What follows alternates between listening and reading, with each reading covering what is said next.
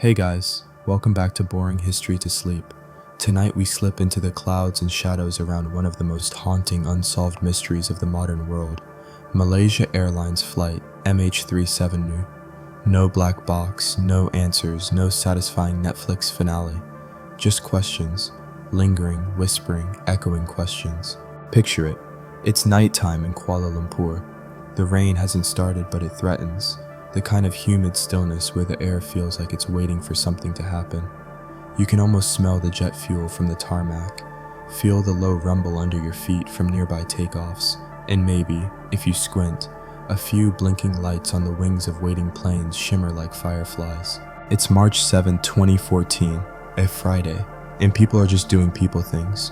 One man's grabbing a nasi lemak at a food court. A couple's arguing quietly about seat preferences. A flight attendant is retying her hair bun for the third time.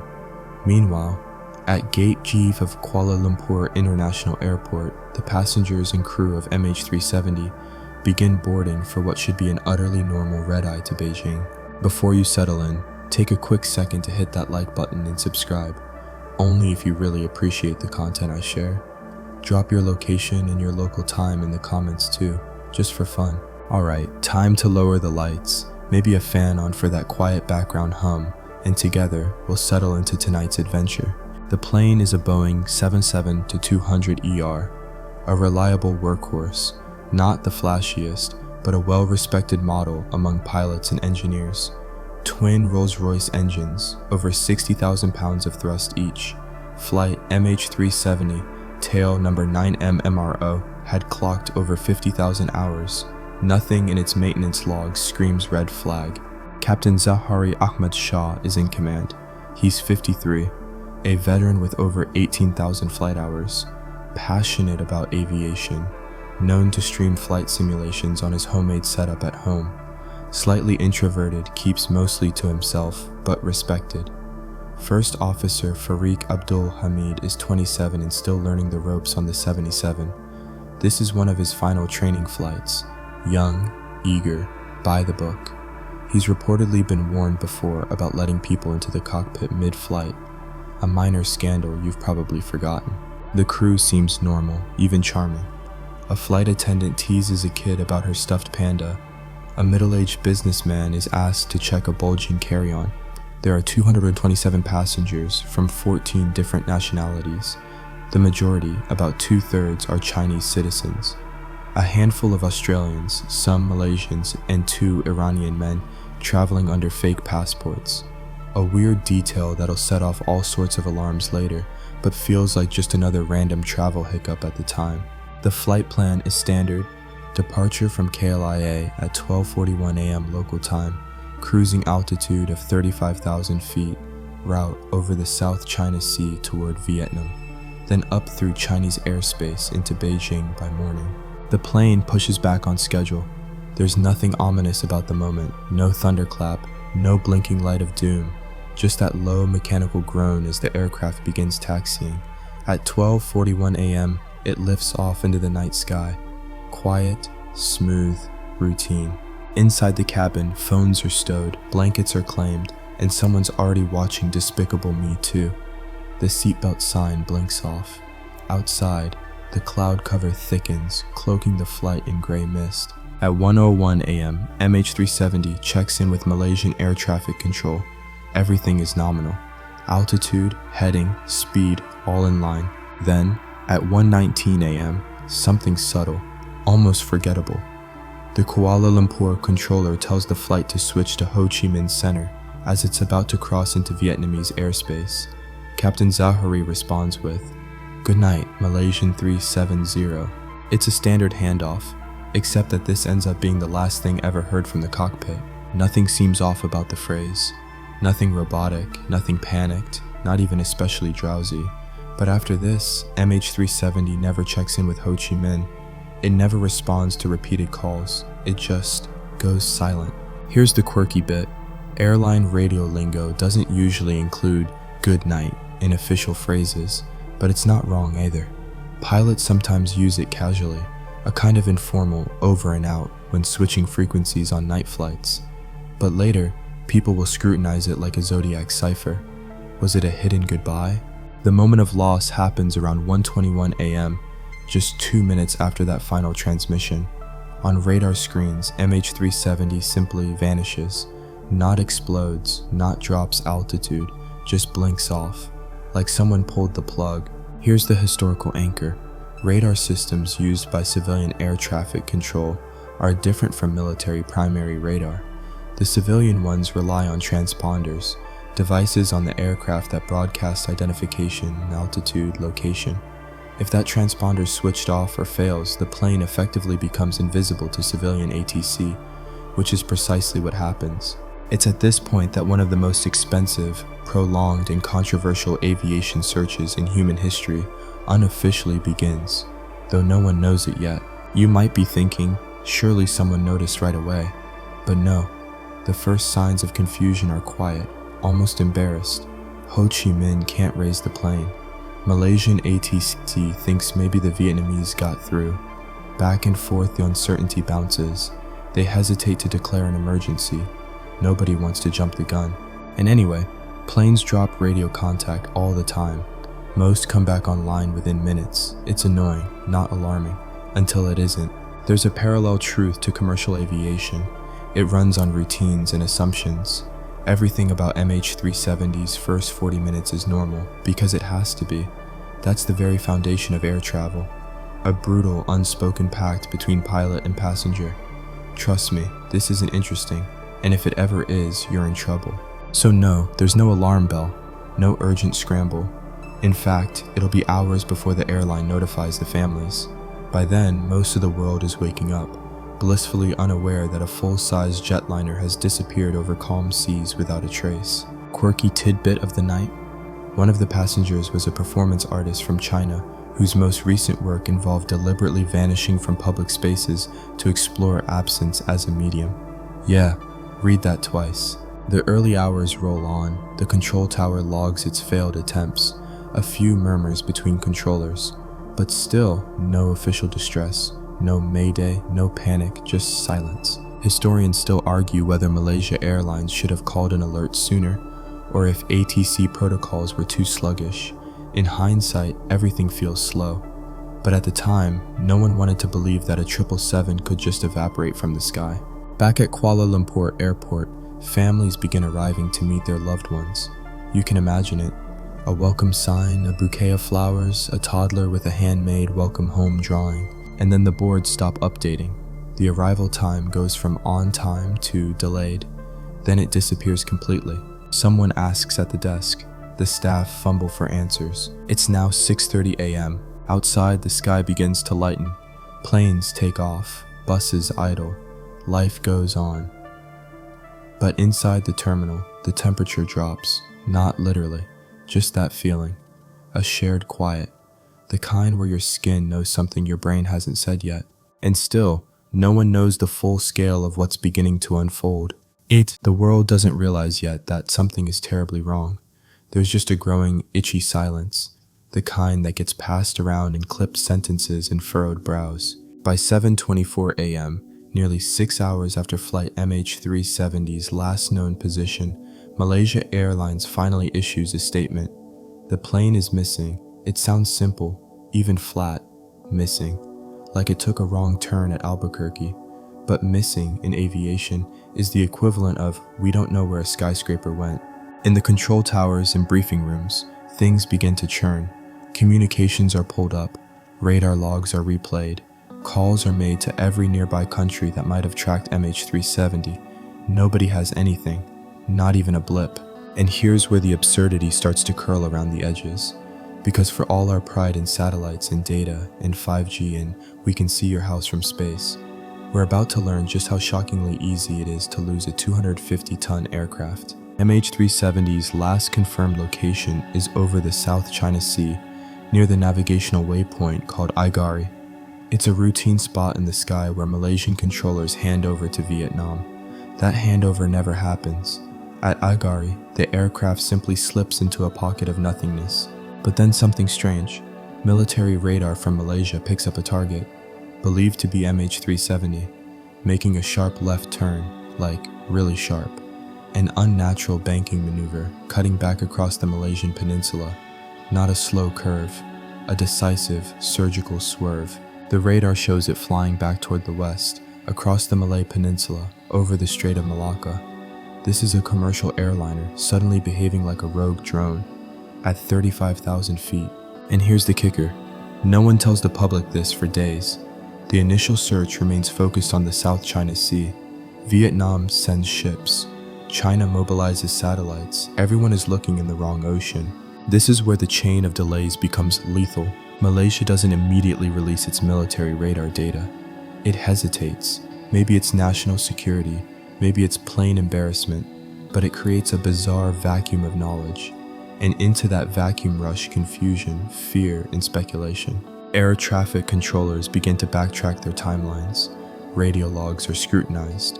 People start noticing that MH370 never responded to secondary contact attempts. But there's no distress call, no "we're turning back," no transponder ping. Let's pause for a second on that, because that transponder isn't just a blinking dot, it's the heart of aircraft tracking. And someone at some point after the goodnight message manually turned it off. Not failed, not glitched, deliberately deactivated. You don't hit that switch by accident, it's tucked behind other controls. And whoever did it likely knew exactly what they were doing. Historians still argue whether this moment, this transponder silence, is the first true act of sabotage. A grim threshold between a strange mystery and something darker. Meanwhile, back on the ground, the families of the 239 people on board are growing frantic. Most are in Beijing, where a sterile room has been hastily set up at the Lido Hotel. Staff hand out bottled water. Police stand nearby. People whisper in clusters, checking phones, staring at TV screens that refresh with nothing new. Every hour without news feels like a year. And then the media gets involved. And when they get involved hard. You get the dramatic graphics, the breaking news banners, the anchor wearing a concerned expression like it's been dry cleaned. CNN starts a 24/7 cycle that includes miniature plane models and increasingly creative speculation. At one point, someone literally suggests a black hole. And let's be honest, this is the moment the world starts paying attention. Not when the plane disappears, but when nothing follows, no debris, no crash site, no emergency beacon, just a stubborn, impossible void. Because here's a grim aviation fact. When planes crash, they leave behind stuff. Wreckage, oil slicks, life vests, seat cushions, debris fields. MH370 leaves behind none of these. It's as if the sea swallowed it whole and then tidied up. By the second day, Malaysian officials hold a press conference. There are microphones, flags, bottles of water, and not a whole lot of clarity. Journalists ask increasingly sharp questions. What did the radar show? Why wasn't the military data released sooner? Could it have been hijacked? The responses are a blend of vague and awkward. There's a phrase that becomes infamous: "We are doing everything we can." That line is repeated like a prayer. A quirky detail from that first week: one of the press conferences featured a Malaysian spokesperson who read names from the manifest with such heavy mispronunciations that it temporarily became an internet meme. It's not funny, but people were desperate for something, anything, tangible. On March 9th, 2 days in, satellite images from China show what appear to be large debris pieces in the South China Sea. Hopes spike. Ships rush to the coordinates. They find nothing. Then Thailand offers some radar data. Then India. Then Singapore. Everyone wants to help, but also, let's be real, no one wants to look like they lost a giant airplane. Meanwhile, someone notices something odd about MH370's automatic dependent surveillance broadcast, ADS-B data. That's the aircraft's automated position broadcast system. Think of it as an airplane's social media feed. It stops transmitting right when the transponder goes silent. Still, there's no real plan. The search areas shift daily. One day the ocean, one day the jungle. Even Kazakhstan gets a few hours in the spotlight. Could it have flown north? Some wonder. Technically? Sure. Likely? No. But again, there's nothing to disprove it yet. Families are told to remain calm. Interpreters are brought in. There are pamphlets with helpline numbers, but still, no real information. And people begin to fray at the edges. A few break down in public. Some lash out at officials. One man famously holds up a picture of his wife and begs through tears for someone to bring her home. Here's the sad, strange thing. In a digital age where phones track us to the bathroom and drones deliver toothpaste, this aircraft has become a ghost. And ghosts, as you know, have a way of getting into our heads. The delay in response isn't just frustrating, it's foundational, because every hour that ticks by allows the trail to grow colder. It's like losing your keys, but instead of retracing your steps right away, you wait a week and then look in a forest 600 miles away. And the deeper irony, somewhere in the background, satellite data is already capturing tiny obscure signals from MH370, but no one has looked at it yet.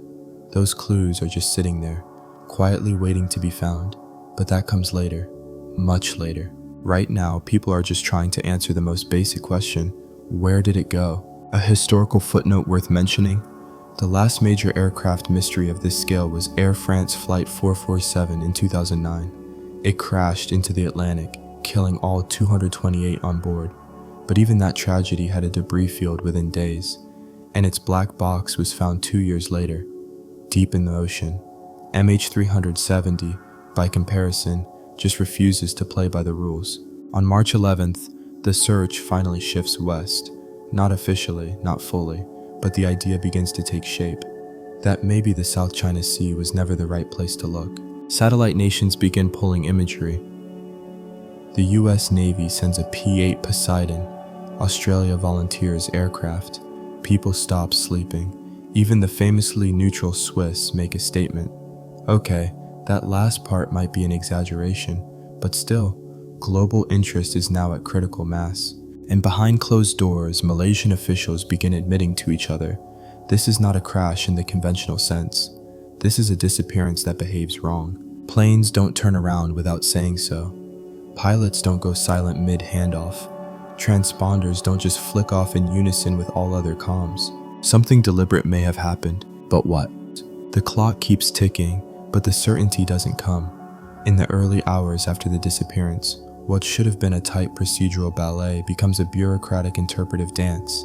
Agencies fumble timelines, countries speak over each other. Everyone wants to help, but no one quite agrees on how or where to start. We're now several days past the night MH370 vanished, and the cracks in coordination start to show like creases on a hastily folded map. You'd think losing a plane would trigger some bright red master button, a worldwide aviation emergency protocol. Instead, the first hours are defined by a sort of tense optimism, the belief that the plane just must be somewhere logical. But as each hour passes, that belief frays. Malaysia's civil aviation authorities lead the effort, at least technically. But within the first 48 hours, the operation mushrooms into a multinational endeavor involving 14 countries and nearly 40 ships and aircraft. Everyone's cooperating, but no one's truly in charge. Command shifts with each new radar snippet, each satellite pass, each puff of official-sounding speculation. Behind the scenes, analysts start comparing radar tapes, aligning timelines, trying to sync information that was never meant to be layered. It's like combining jigsaw puzzles from 3 different boxes, and someone spilled soup on the pieces. The Malaysian military reveals, several days late, that its radar tracked an unknown aircraft making a weird arc across the peninsula around the same time MH370 vanished. You can almost hear the collective face-palming. Why didn't they say this sooner? Turns out, they didn't realize the significance. The military radar had flagged the object but hadn't tied it definitively to the missing plane. There's an awkward admission. We assumed it was a friendly aircraft. You know, just a completely unregistered jumbo jet wandering the skies in the middle of the night. No big deal. Historians still argue whether that radar data delay permanently damaged the search. Some claim it diverted attention and time from the South China Sea, the presumed crash zone, for too long. Others argue that it added a new crucial vector, the westward turn. But here's where it gets really strange. A few more days in, and still nothing.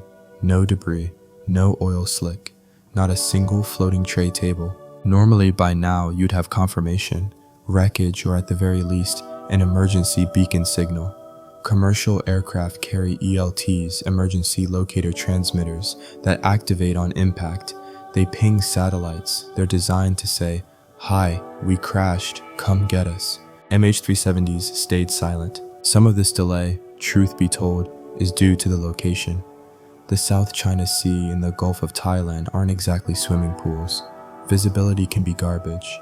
The currents are unpredictable. And when a plane hits a water at hundreds of miles per hour, it shreds. Fast. The ocean is nature's best crime scene scrubber. Still, the coordination should be better. There's a flurry of working group meetings. Every nation wants to be helpful, but some also want to avoid blame. Thailand sits on radar data for 10 days before saying, "Oh hey, by the way." The press is relentless. The families crushed by grief become pawns in a media circus. Daily briefings end in shouting. Journalists start to smell government obfuscation. The phrase "we are doing our best" becomes a painful automatic loop. It gets so disorganized that, at one point, different naval teams are combing overlapping zones without knowing it. The left hand has no idea what the right submarine is doing. Meanwhile, China grows increasingly impatient. Most of the passengers are Chinese nationals. Families are fed up with vague pressers and missing information. Protests begin, pressure mounts, and somewhere under that pressure, Malaysia crumbles a little. They release a timeline, then revise it again. The new version now confirms MH370 turned back, flew across the Malaysian peninsula, passed over Penang, then curved northwest into the Strait of Malacca. No explanation offered. Quirky side fact: someone notices that the plane passed almost directly over the hometown of Captain Zahari. A complete coincidence? Probably. But it gets noted in the files. Everything gets noted now. And then there's the big admission, so quiet you could miss it. Inmarsat. It's a British satellite company, and they've been sitting on some data. Not intentionally, it's just no one asked before.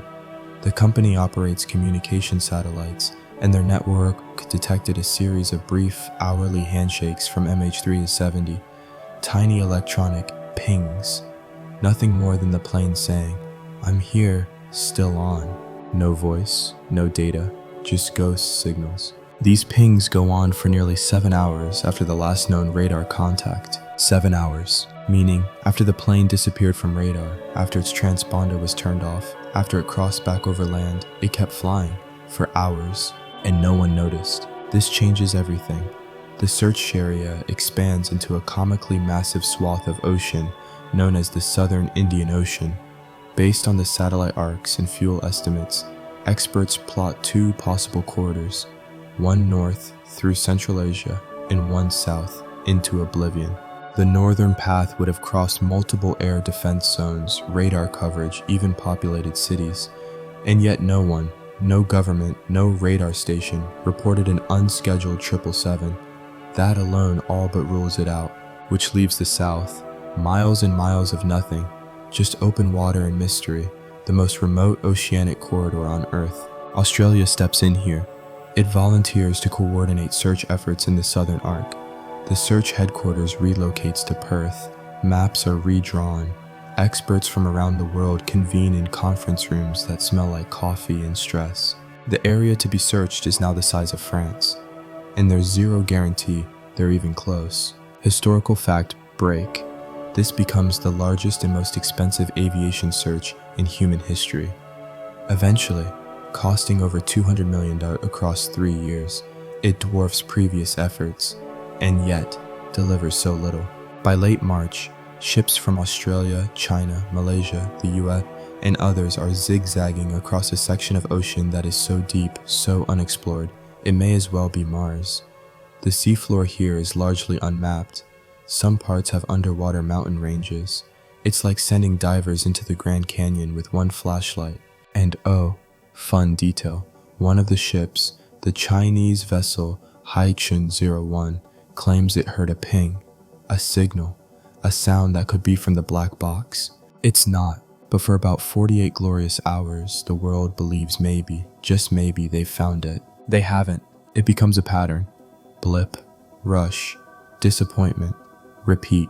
Then, in April, the Bluefin 21 submersible is deployed. It starts mapping the seabed. It finds garbage, shipping containers, deep sea silence, but no plane.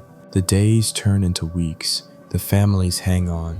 Some set up vigil rooms with photos, candles, handwritten letters. One father sits by his phone every night at 12:41 a.m., just in case. Malaysia, now under intense scrutiny, releases the cargo manifest. It's odd, mostly standard stuff. Electronics, batteries, but also some unidentified items, vaguely labeled. This sets off a fresh round of speculation.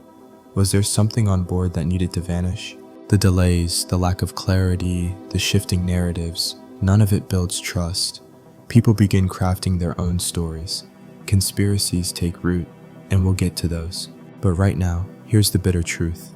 The window of opportunity is closing. The black boxes, the flight data recorder and cockpit voice recorder, have a 30-day battery life. Once that's gone, even if they're found, there's no guarantee they'll talk. The timeline slips past day 31, and the ocean stays quiet. The southern Indian Ocean becomes a character in its own right, silent, vast, and profoundly indifferent. The planes flying above it and the ships slicing across it are like ants trying to inspect a dark cathedral floor, with flashlights that flicker every 5 minutes. By April 2014, the search for MH370 is fully focused here, an area so remote that even the satellites above aren't quite sure what they're looking at. It's cold, it's deep, and it's a logistical nightmare. The Australian-led Joint Agency Coordination Center, or JAC, a name that sounds oddly like a made-up think tank, takes over the search. Perth becomes the unlikely global hub of aviation sleuthing. Hotels fill with experts, officials, and journalists, all chasing a plane that continues to exist more as an idea than a thing. The Bluefin 21, that plucky autonomous submersible, starts to plod through the seafloor. It can dive to about 4,500 meters, mapping as it goes. Think of it like the Roomba of ocean forensics. Slow, methodical, and tragically allergic to dramatic results. Most days, it finds nothing, not even wreckage, just deep ridges, silty seabeds, maybe the occasional lost shipping container or sunken trawler. If MH370 is down there, it's proving spectacularly good at playing hide and seek. But let's backtrack for a second, because before all this deep sea drama, there was a brief window when the search effort went wild, like truly geographically ridiculous. After the early radar info was trickling in, but before everyone committed to the Indian Ocean, the search briefly expanded to land. Vast, arid, unlikely land. Yes, folks, they searched the deserts of Central Asia. Kazakhstan, Kyrgyzstan, northern Thailand. These places got their moment in the sun, as pundits wondered if maybe the plane was landed somewhere remote, maybe even hidden. Some theories even involved secret runways, cargo seizures, or Cold War-style hangars in the mountains. Spoiler, there were no hidden runways, just a lot of dry dust, confused goats, and slightly amused shepherds. Still, teams actually ran simulations to determine whether the plane, after turning west, might have traveled along a northern corridor. Could it have evaded radar all the way to Kazakhstan? Only if every single air defense system between Malaysia and the Himalayas had decided to take a nap at the same time, which is not impossible, just impressively implausible. Meanwhile, back at sea, an unsettling reality begins to creep in. There is no live data. Every ping, every radar dot, every hint of flight path comes from systems that were never designed to be used this way. Inmarsat, for instance, wasn't intended to be a global tracking device. It was there for basic satellite communication and backup connectivity. But because MH370's systems had been disabled, those innocent little handshakes became the only breadcrumbs anyone had. And so, investigators start dissecting those pings like ancient scrolls.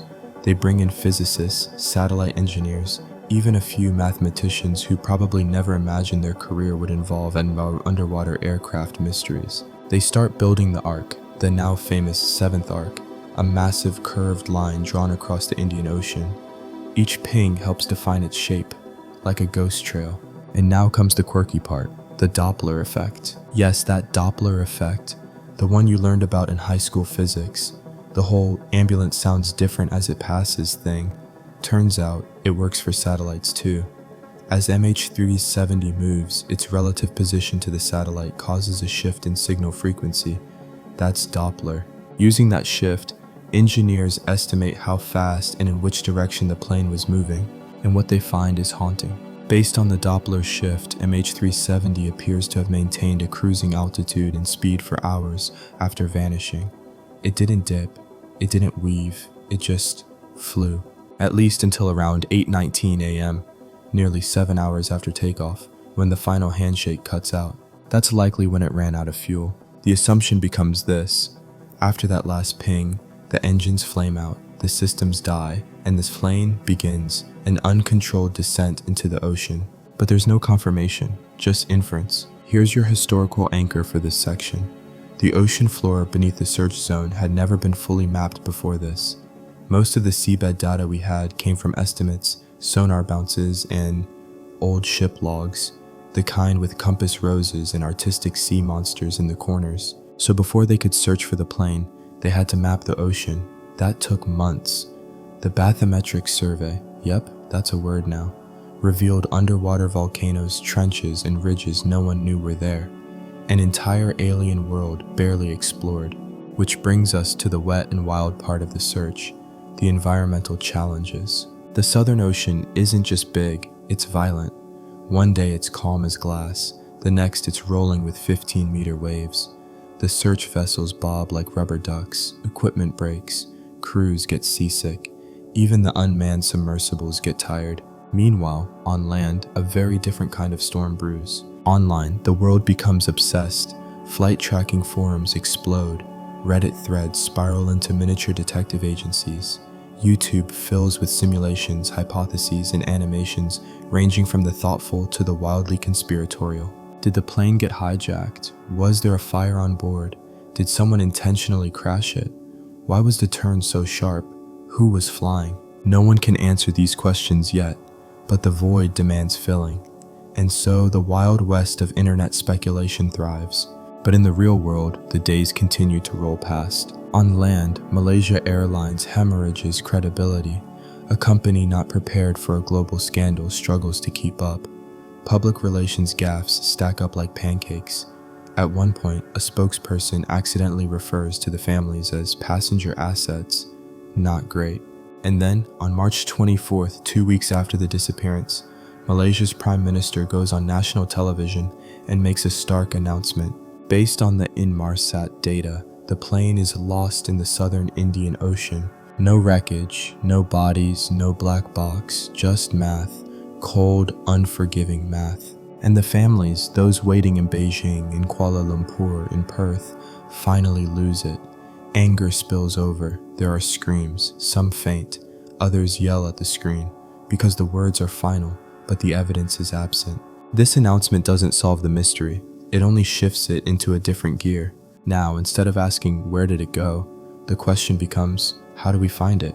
By April, a new ship joins the effort, the Ocean Shield. It tows a towed pinger locator, essentially a giant underwater microphone on a long cable, listening for the telltale ping of the plane's black boxes. They do pick up a few sounds. Hope spikes again, but it's a false lead. Fish, ships, maybe even underwater geology, but not flight recorders. Another week, another disappointment. Historians still argue whether the search should have focused earlier on the southern corridor, whether resources were wasted, whether pride played too large a role in Malaysia's decision-making, and whether a faster international takeover might have made a difference. But the ocean doesn't care. It keeps its secrets. And that secret, the final resting place of MH370, remains somewhere below, shrouded by miles of water, a layer of sediment, and the frustrating possibility that we may never know how or why it ended. Out of all the bizarre twists in this story, perhaps the strangest is that the first truly useful clue comes not from radar or satellites or deep-sea robots, but from a ghost ping, a whisper of data, no bigger than a breath, that nobody was even supposed to notice. Let's linger there for a moment. This whole multinational search, this ocean-spanning manhunt, this global mystery worth hundreds of millions of dollars, hinges on a single piece of satellite data from a company most people had never heard of before 2014. Inmarsat. Remember those handshakes? They're not like a GPS signal with coordinates or a phone call full of location tags. No, they're barely even messages, just, "Are you there?" pings between the plane and a satellite 22,000 miles above Earth. They don't even contain flight data, but through some wonderful combination of physics, mathematics, and utter desperation, they turn into a digital lifeline. So here's what we know. MH370 keeps pinging for almost 7 hours after disappearing. These pings form a series of concentric arcs, each one further from the satellite, like ghostly ripples in digital space. They don't tell us where the plane went, but they narrow down how far it could have flown at each moment. The final ping? It's at 8:19 a.m. Malaysian time. It's believed that this is when the plane runs out of fuel and starts descending. One final attempt to reconnect, an electronic gasp. This seventh arc, the curve where that last ping likely came from, becomes the holy grail of the search. It stretches across a remote swath of the southern Indian Ocean. And just to add extra fun, it's not a tidy GPS-marked zone. It's more like a suggestion drawn with a jittery pen on a napkin during turbulence. Investigators have to figure out not just where the plane could have ended up along that arc, but also how it got there. Which route? Which speed? Was it flying straight? Was it being controlled? To answer that, they dive deep into what's called the BFO, the burst frequency offset. Ah yes, time for a little pop science. Imagine yelling into a canyon while moving. The echo bounces back, shifted slightly depending on your speed and direction. That's basically what BFO is. The satellite gets a signal and notices whether it's higher or lower than expected. That frequency shift reveals movement, and if you're enough of a math masochist, you can reverse engineer speed and angle. So what do the BFO values suggest? The final signal shows a dramatic drop, possibly a steep descent. This could mean the aircraft was no longer under control. It could have glided for a bit, but there's also a chance it dropped like a stone. Historians still argue whether the final moments of MH370 involved a pilot-guided descent or a mechanical spiral into the sea. Both are plausible. Neither is proven. One curious thing about the final BFO value, it matches almost perfectly with simulations of a 777 in a near vertical dive. If true, that would mean no one was actively flying the aircraft at the end. It simply fell. But again, no proof, just physics, computers, and sad probabilities. Let's drop in a quirky tidbit. In 2016, a man named Blaine Gibson, a self-styled adventurer lawyer from Seattle, starts beachcombing for plane parts, just on his own. He flies to Madagascar, Mozambique, and Reunion Island, interviewing locals, walking beaches, chasing rumors, and he finds wreckage. Real confirmed MH370 wreckage. Let that sink in. A guy with a backpack, some sunscreen, and a gut feeling found more than fleets of government ships with sonar arrays. The first major find? A flaperon, a part of the wing, on Reunion Island in July 2015. More pieces follow. Interior paneling, parts of the engine cowling, even a seat cushion. Some bear burn marks, others barnacles. And this brings in a whole new cast of characters, marine biologists, because yes, someone has to study the barnacles to figure out how long these parts were in the water, how far they might have drifted, and whether they came from the same area. Turns out you can learn a lot from a barnacle. Species growth rates, migration patterns, ocean currents, they all help reverse engineer where the debris may have started. The results? Frustratingly vague. They suggest the southern arc is probably correct. The debris drift matches ocean current simulations that trace back to somewhere along that invisible curve. But still, it doesn't give a pin on the map. It just confirms they're not entirely lost in the wrong ocean. By now, the seventh arc has become sacred territory. Ships sweep across it, side scans sonar buzzing like underwater bat echolocation. They log hours of data. They find shipwrecks, whale bones, geological oddities, but no fuselage. It's maddening, like hearing a ghost whisper here, but never being able to reach the source. In 2015, Dutch firm Fugro joins the search. Their ships comb the seafloor, dragging sonar towfish that resemble underwater gliders. The terrain is not easy.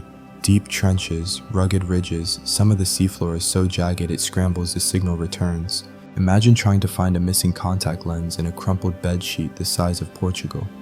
That's the scale we're working with. And then there's the black box mystery. See, the flight recorders, the cockpit voice recorder, CVR, in the Flight Data Recorder, FDR, emit locator beacons for about 30 days.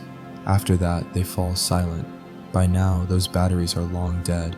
The only hope is to find them visually, physically. This isn't entirely without precedent.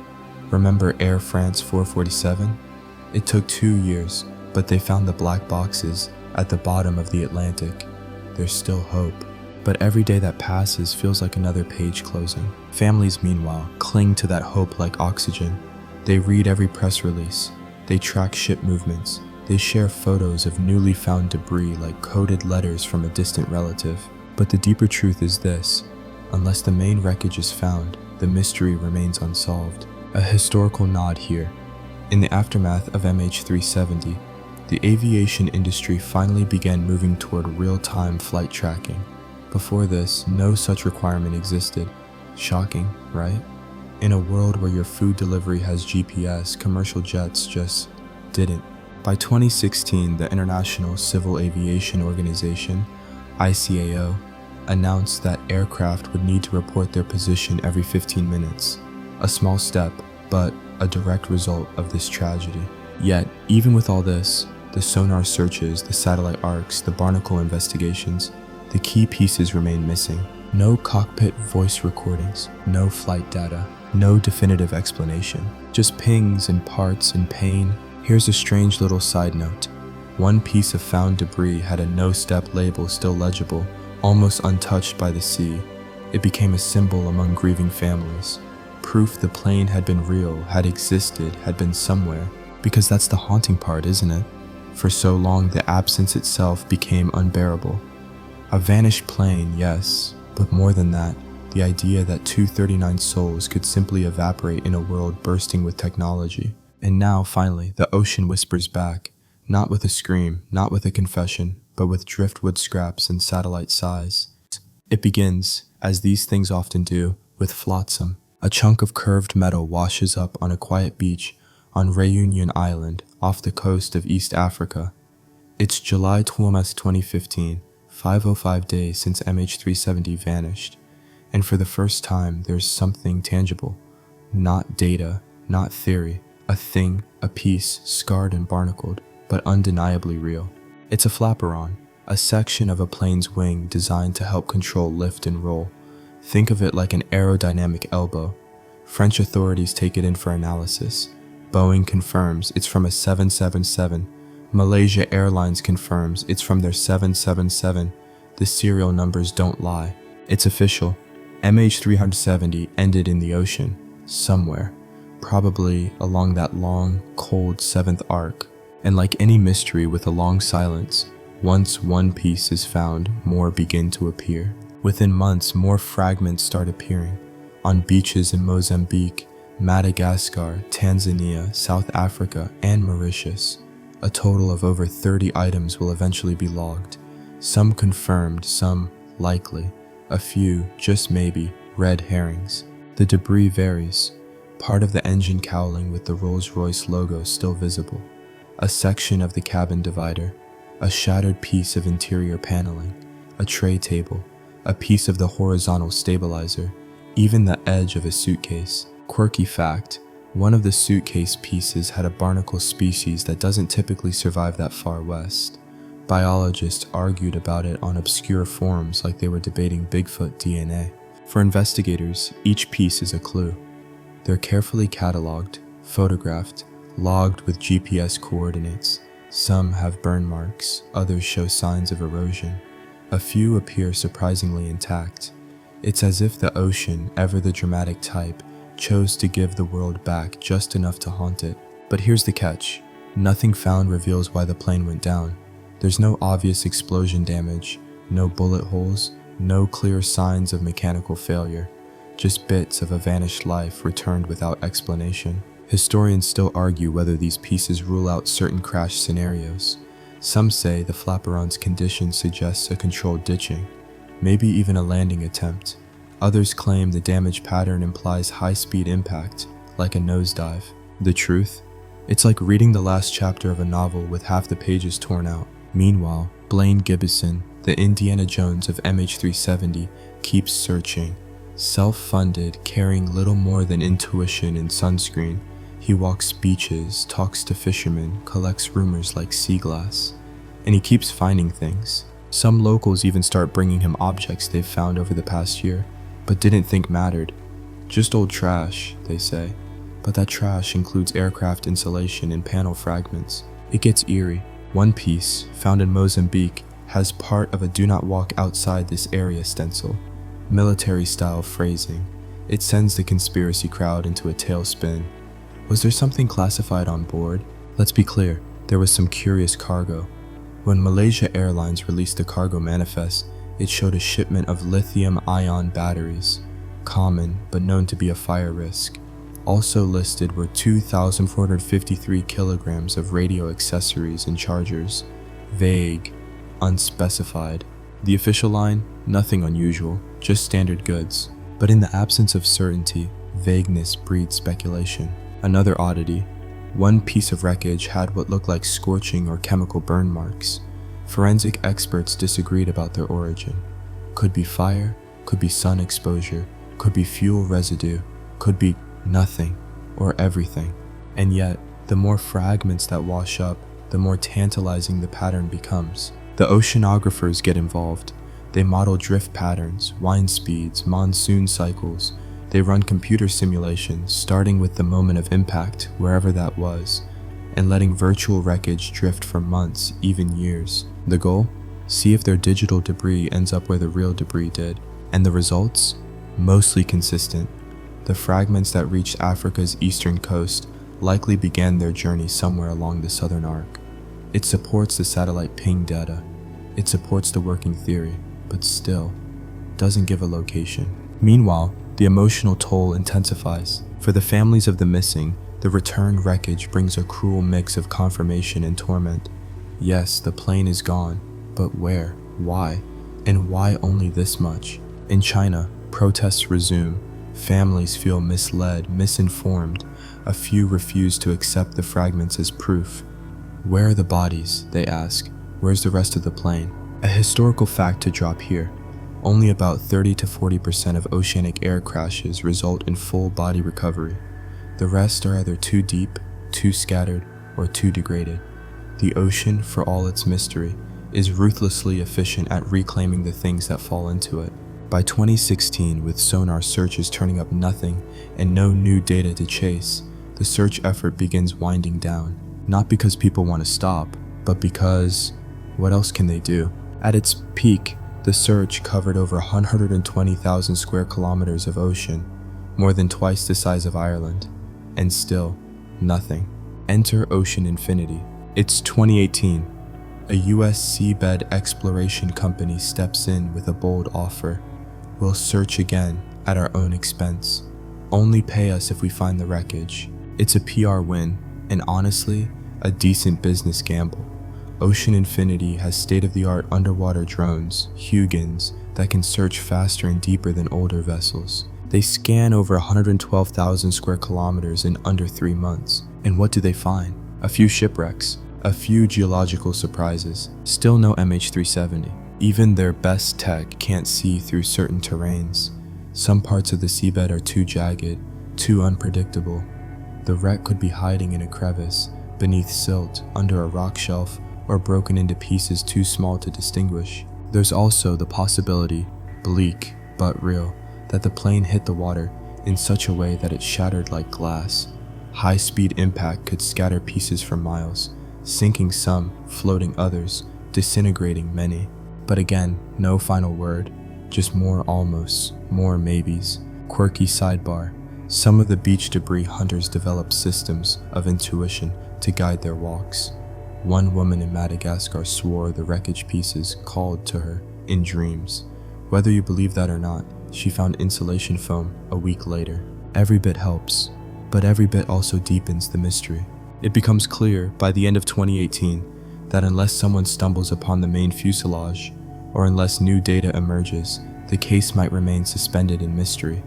A perfect triangle of incomplete narratives. A plane vanishes, a global manhunt unfolds, and the ocean gives back just enough to keep hope alive, but never closure. And still, somewhere out there, Beneath miles of water and time rests the main wreckage, maybe with answers locked inside, or maybe already erased by pressure and decay. It's a chilling idea, isn't it? That we might never know. That sometimes, even in this hyper-connected world, the truth can disappear behind the clouds and stay there. The moment a mystery refuses to solve itself, the theories start to pile up like carry-on bags during a holiday delay at JFK. Flight MH370 isn't just missing, it's lingering, floating in that space between silence and speculation where facts thin out and imagination takes over. And oh, how the theories take off. Let's begin with the mainstream contenders, those grounded in aviation logic and supported by parts of the data, even if they don't quite explain everything. First up, pilot suicide. A grim scenario, but it's been floated by multiple aviation professionals. The theory goes something like this. Captain Zahari deliberately turned off communications, rerouted the aircraft, and then flew for hours before guiding it to a final, deliberate descent into the sea. There are bits of circumstantial evidence.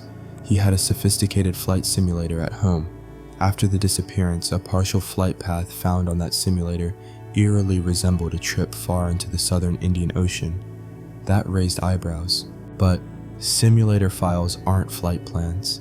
Enthusiast pilots log all sorts of scenarios: emergencies, fuel-starved descents, unusual routes. Zahari had dozens of them. Only one looked remotely similar, and even that was incomplete. Historians still argue whether that simulator data means anything at all.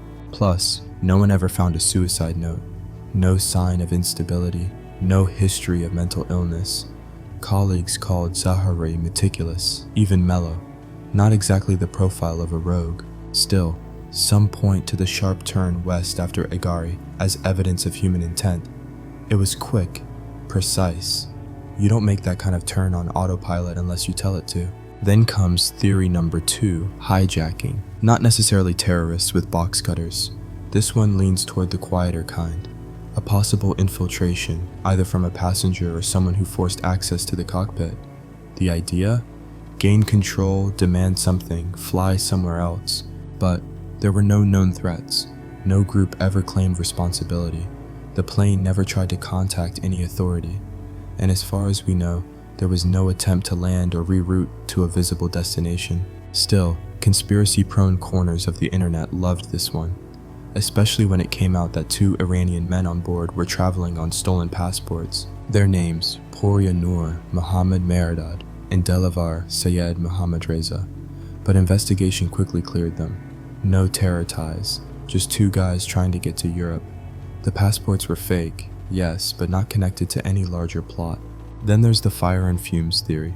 This one says, what if there was a slow-burning fire, maybe from the lithium-ion batteries on board, or maybe an electrical short that incapacitated the crew? The plane could have turned back toward Penang, seeking emergency landing options, but the crew became overwhelmed, passed out, and the plane kept flying on autopilot until fuel ran out. Seems tidy, except it doesn't explain why the transponder was turned off, or the lack of a mayday call, or the long, precise flight path afterward. Fires don't generally allow for leisurely 7-hour detours. Next, hypoxia. Same basic idea, but instead of a fire, there's a sudden loss of cabin pressure. Everyone on board loses consciousness slowly and peacefully, like drifting off to sleep. The aircraft flies on, controlled by systems, until it runs out of fuel and crashes. Quirky tidbit. In 1999, a Learjet carrying golfer Payne Stewart suffered a similar fate. Everyone on board passed out due to lack of oxygen. The plane flew for 4 hours on autopilot before crashing in South Dakota, so it's possible, and it would explain the silence. But again, the early turns in MH370's flight path seem too precise. It feels too controlled at the start for the hypoxia scenario to work cleanly. Another theory that made headlines, remote hijacking. This one veers into thriller territory. A third party, either a hacker or someone with satellite access, takes control of the aircraft remotely, flies it off course, perhaps to test a new technology, perhaps to cause global chaos, perhaps aliens. Okay, let's not go full tinfoil just yet. The idea of remotely flying a 777 isn't completely science fiction. Modern aircraft can be steered from the ground under certain conditions, but not commercial ones like this. Not without highly specialized systems installed. No one has shown evidence that MH370 had any such system. Boeing firmly denies it. Still, the idea caught fire on forums, especially after an ex-aviation exec claimed that Boeing had patented a remote control system for hijack prevention. The key word there? Patented. Lots of things are patented. Doesn't mean they exist in the wild. Then there's the military mishap theory. This one says, MH370 strayed into restricted airspace, maybe near Diego Garcia, the US military base in the Indian Ocean. Fearing a 9/11 repeat, the military shot it down, and then covered it up. The main evidence? Well, there isn't any, but the secrecy surrounding Diego Garcia makes it an easy scapegoat. Also, the fact that early satellite data wasn't shared immediately raised suspicion. But if the plane had been downed near Diego Garcia, surely debris would have been easier to locate. Also, why fly 7 hours into open ocean if you're accidentally off course? Let's get weirder. MH370 never existed. Yes, this one's real. A deeply fringed theory suggests the plane was replaced with a drone, the passengers spirited away, and the whole event orchestrated to distract the world from, pick your political controversy. But that ignores way too many things. Passenger families, boarding footage, airline manifests, multiple radar logs, wreckage. It's not just implausible, it's insulting. And then there's the North Korean theory. Yep, some suggest the plane was diverted and landed in North Korea. Why? Who knows? Human shields? Secret tech cargo? Maybe Kim Jong-un needed a new long-range test subject. Except that, again, no radar stations reported an unexpected plane. North Korea isn't known for subtlety, and satellites are watching that country 24/7. There was no blip. Even more bizarre, a theory that the plane was swallowed by a black hole. Yes, this was actually floated on live television. A CNN anchor, visibly worn from covering the story around the clock, asks a guest whether a black hole could have done it. Spoiler, that's not how physics works. If a black hole had appeared over Southeast Asia, we'd all be in trouble. Still, the black hole theory holds an ironic truth, that MH370 vanished in a way so improbable, so impossible seeming, that even physics felt temporarily optional. Historians still argue whether any of the existing theories fully explains all the evidence. The flaperon, the radar data, the satellite pings, the lack of wreckage, the precisely timed silence. And that's the issue. Every theory explains part of the puzzle. None explain all of it. Aviation experts often fall back on a hybrid scenario, a deliberate diversion followed by autopilot flight, followed by fuel exhaustion, followed by ocean impact. But that opens a new question: who diverted the flight and why? Here's a dark possibility that aviation psychologists whisper. Sometimes people don't leave notes. Sometimes pilots can appear calm, capable, and still wrestle with inner chaos. And sometimes they have enough knowledge to plan an ending so clean, so deliberate, that it leaves no trace. Quirky historical parallel. In 1987, a South African Airways flight crashed after a suspected cargo fire. The flight data recorders were damaged. The cause was debated for years.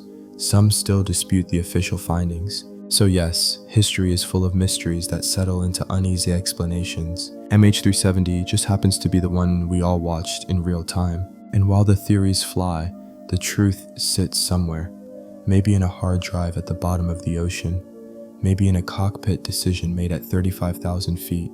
Maybe in a place we'll never reach. For now, there is no smoking gun, just contrails of conjecture. Inside the cockpit of MH370, it begins like every other flight. Gauges humming, lights blinking softly, fingers tapping through the pre-flight checklist with casual precision. For Captain Zahari Ahmad Shah, it's routine. For First Officer Farik Abdul Hamid, it's still partly a lesson, one of his final supervised flights before he earns full command status. But somewhere along the way, between the clearance from Kuala Lumpur Tower and the eerie goodnight to air traffic control at 1:19 a.m., something shifts. That moment, brief and smooth on paper, becomes the center of everything. The last known communication, in a calm voice. Goodnight Malaysian 370. It's supposed to be procedural, but now every word is loaded. Analysts pore over the tone, looking for a crack. But it's calm. Too calm? Historians still argue whether those were the words of a man wrapping up a shift, or someone quietly shutting a door forever. Let's focus in on Captain Zahari. He was 53 years old, a senior pilot with over 18,000 hours of flying experience. A veteran of the skies, known for being safety conscious, technical, and in love with flying. His house was modest but filled with aviation memorabilia, and in one corner of his study sat a homemade flight simulator, a full rig with multiple monitors, joystick, pedals, and simulated cockpit controls. Not unusual for someone with his passion. The simulator became a lightning rod. During the investigation, Malaysian authorities seized the hard drives. On them, flight paths, many mundane, a few unusual. One in particular stood out. It traced a path into the southern Indian Ocean, close to where MH370 is believed to have ended. Was it a rehearsal? Well, maybe, but it was incomplete. The file was dated weeks before the disappearance, and as every flight simulator geek will tell you, flying strange routes is half the fun. You crash, reset, try again. One pilot even said, "I once landed a 777 on the Hudson, doesn't mean I was planning anything." But the media didn't care about nuance. Suddenly, Zahari became the suspect. Headlines turned clinical. Captain under scrutiny. Suicidal pilot? A man with a quiet life, a few outspoken political views, and no history of instability suddenly bore the weight of an international mystery. The idea that a pilot could deliberately crash a plane isn't fiction. It's happened. In 1999, Egypt Air Flight 990 dove into the Atlantic. The US NTSB concluded the co-pilot crashed it intentionally. Egypt disputed that, still does. In 2015, Germanwings Flight 9525 was flown into a mountain by its co-pilot, who had hidden mental health struggles. No warning, no chance for the captain to stop it. So it's not unprecedented. But does that mean Zahari did it? No one knows. His friends defend him. They point to his disciplined demeanor, his joy in mentoring young pilots, his kindness. One student said he made flying feel safe, even sacred. There were no red flags, no odd transactions, no goodbyes, no journal entries hinting at despair. But then again, not everyone leaves breadcrumbs. Malaysia's official safety investigation team issued its report in 2018. It was 449 pages long and still didn't answer the core question. It said that the transponder was switched off manually, that the aircraft was likely under control during parts of the deviation, that someone had to have done it. But they stopped short of naming Zahari, and so the debate rages. Was he a pilot with a secret plan? A man burdened by personal or political strain? Or just someone whose name is now forever stitched to a tragedy he didn't cause? Quirky moment. During a simulated test flight to replicate MH370's path, an experienced 707 pilot reportedly dozed off in the cockpit. It wasn't a joke. It was during a long, autopilot-run flight designed to see how easily fatigue might kick in. The human body, left unstimulated at altitude, can fade surprisingly fast. This adds a new layer. What if the cockpit wasn't taken over, but simply fell asleep? First Officer Farik, 27, was relatively new to the 777. On previous flights, he'd let guests, like a reporter, visit the cockpit mid-air. Not illegal, but frowned upon. It showed a bit of youthful overconfidence, but by all accounts, he was serious about the job. No history of error, no known stressors, just a guy living his dream, a few flights away from certification. Which is what makes the silence so disturbing. If there had been a fire, or depressurization, or a hijacking, why no call? No squawk code, even tapping a single number on the transponder, 7500 for hijack, 7700 for emergency, would have lit up radars, but nothing came. So if the crew was incapacitated, it had to happen fast, faster than they could react, or someone inside the cockpit didn't want anyone to react at all. Historians still argue whether the cockpit door locked from the inside. On modern 777s, once locked, access requires a keypad and a delay. After 9/11, cockpit security was upgraded worldwide. If Zahari had locked the door and the first officer left for a moment, say to use the restroom, it would have been hard to re-enter. But again, no proof, no way to know who was flying. Let's talk about the plane itself for a moment. The Boeing 727-ER. Sturdy, reliable. In 2014, it had one of the best safety records in the world. Twin engines, multiple redundancy systems, pilots loved it. Some conspiracy theories leaned into the tech angle.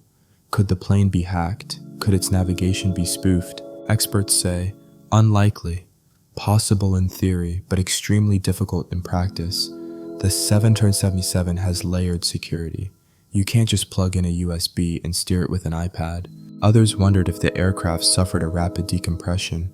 Maybe it flew on autopilot until it flamed out. This fits with the hypoxia theory. But again, the turn-back maneuver suggests control, not random drift, not autopilot routing.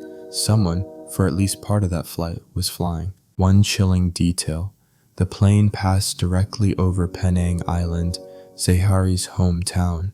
If he was in control, was that a farewell? A symbolic flyover? Or just part of the route home? Had something gone wrong? The ocean doesn't answer. In interviews, airline colleagues often look haunted, not because they believe he did it, but because they don't know.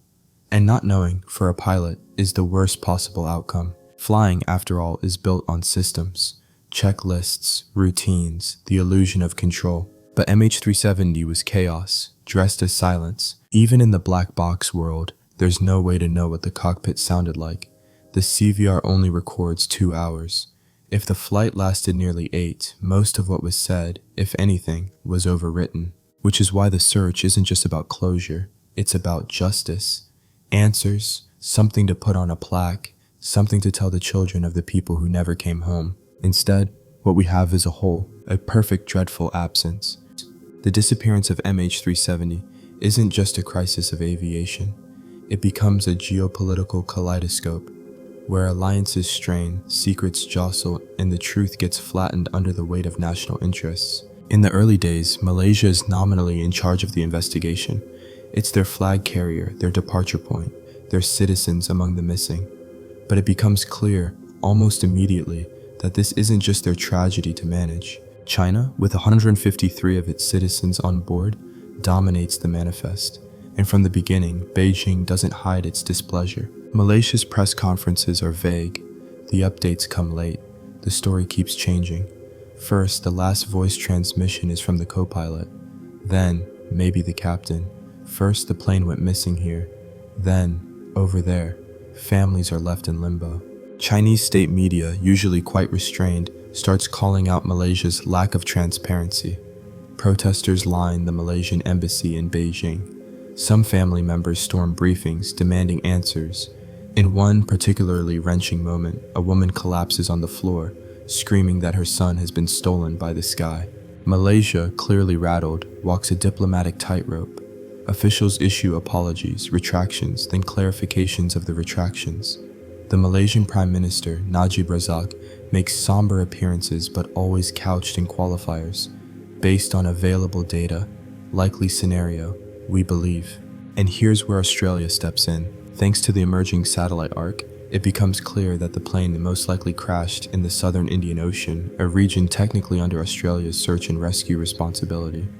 Australia, diplomatic to a fault, offers to lead the ocean search. They do it with an impressive display of coordination. The Australian Transport Safety Bureau, ATSB, becomes a sort of clearinghouse for data. They assess, analyze, and direct operations with a steady hand. But even they're navigating choppy diplomatic waters, because by now, everyone has something to prove. China sends its own vessels, its own planes, its own analysts. There's even a brief moment of maritime traffic jam as overlapping search areas cause confusion. Communications are cordial, but a bit clipped. Malaysia, China, and Australia agree on a tripartite framework for the search, but friction simmers beneath the surface. Who pays for what? Who gets to announce findings? Whose investigators get final say? Historians still argue whether these national frictions delayed or diluted the search effort. In a disaster where every hour mattered, were critical decisions slowed by protocol and pride. It's worth noting, countries don't love revealing what their military radars see. It's one thing to hand over air traffic data. It's another to expose the reach of your defense grid. That's why, early on, nations like Thailand, Indonesia, and India hesitated to share what their radar arrays may or may not have picked up. Even today, there are whispers that more data exists, but no one wants to show their full hand unless they must. Then there's the question of what was really on board. We've mentioned the lithium batteries and vaguely labeled radio accessories, but some conspiracy theorists fixate on another cargo item: high-tech components allegedly linked to defense manufacturing.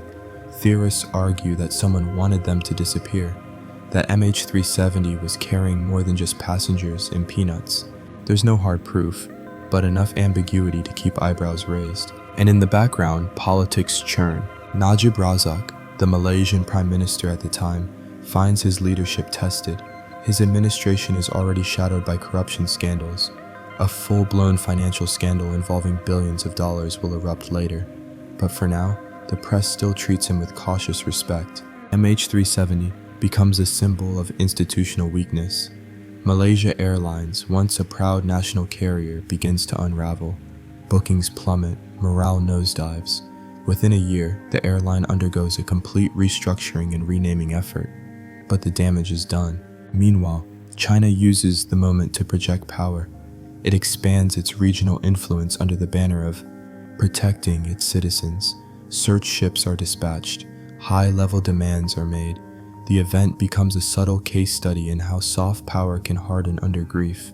Australia, caught between two giants, does its best to keep the focus on science and empathy. The ATSB becomes something of an international darling, methodical, transparent, compassionate. But here's a quirky fact. Even Australia's role isn't totally apolitical.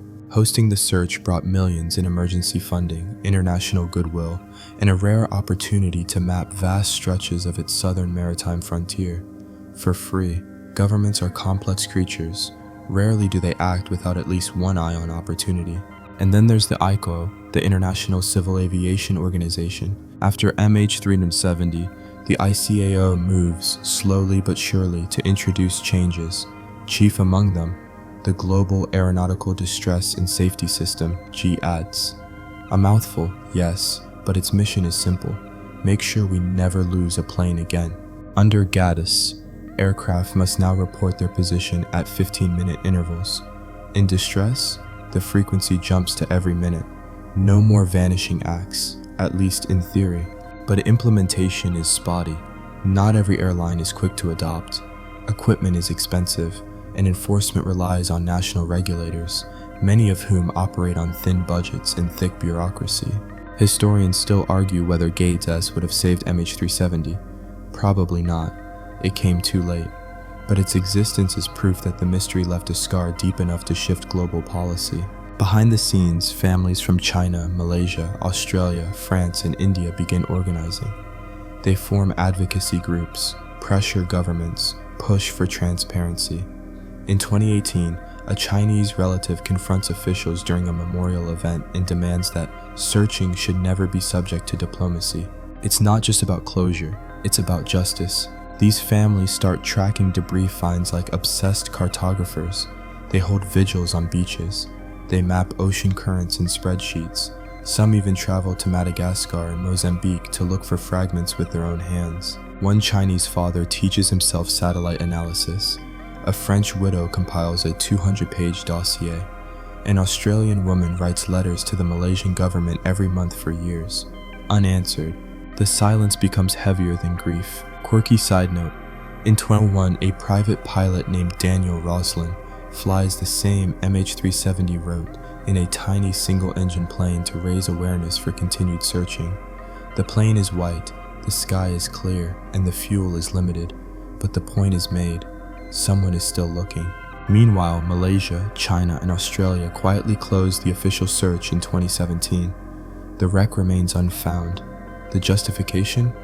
We've done all we reasonably can, but the politics never really stop. In 2019, Ocean Infinity offers to resume the search on a no-fine, no-fee basis. Malaysia says, essentially, we'll think about it, years pass, nothing moves, until whispers begin again. As of 2024, Ocean Infinity has renewed its offer with better tech, deeper drones, smarter mapping. The Malaysian government indicates cautious interest. Maybe, just maybe, a new search will begin. But it'll require more than permission. It'll take political will.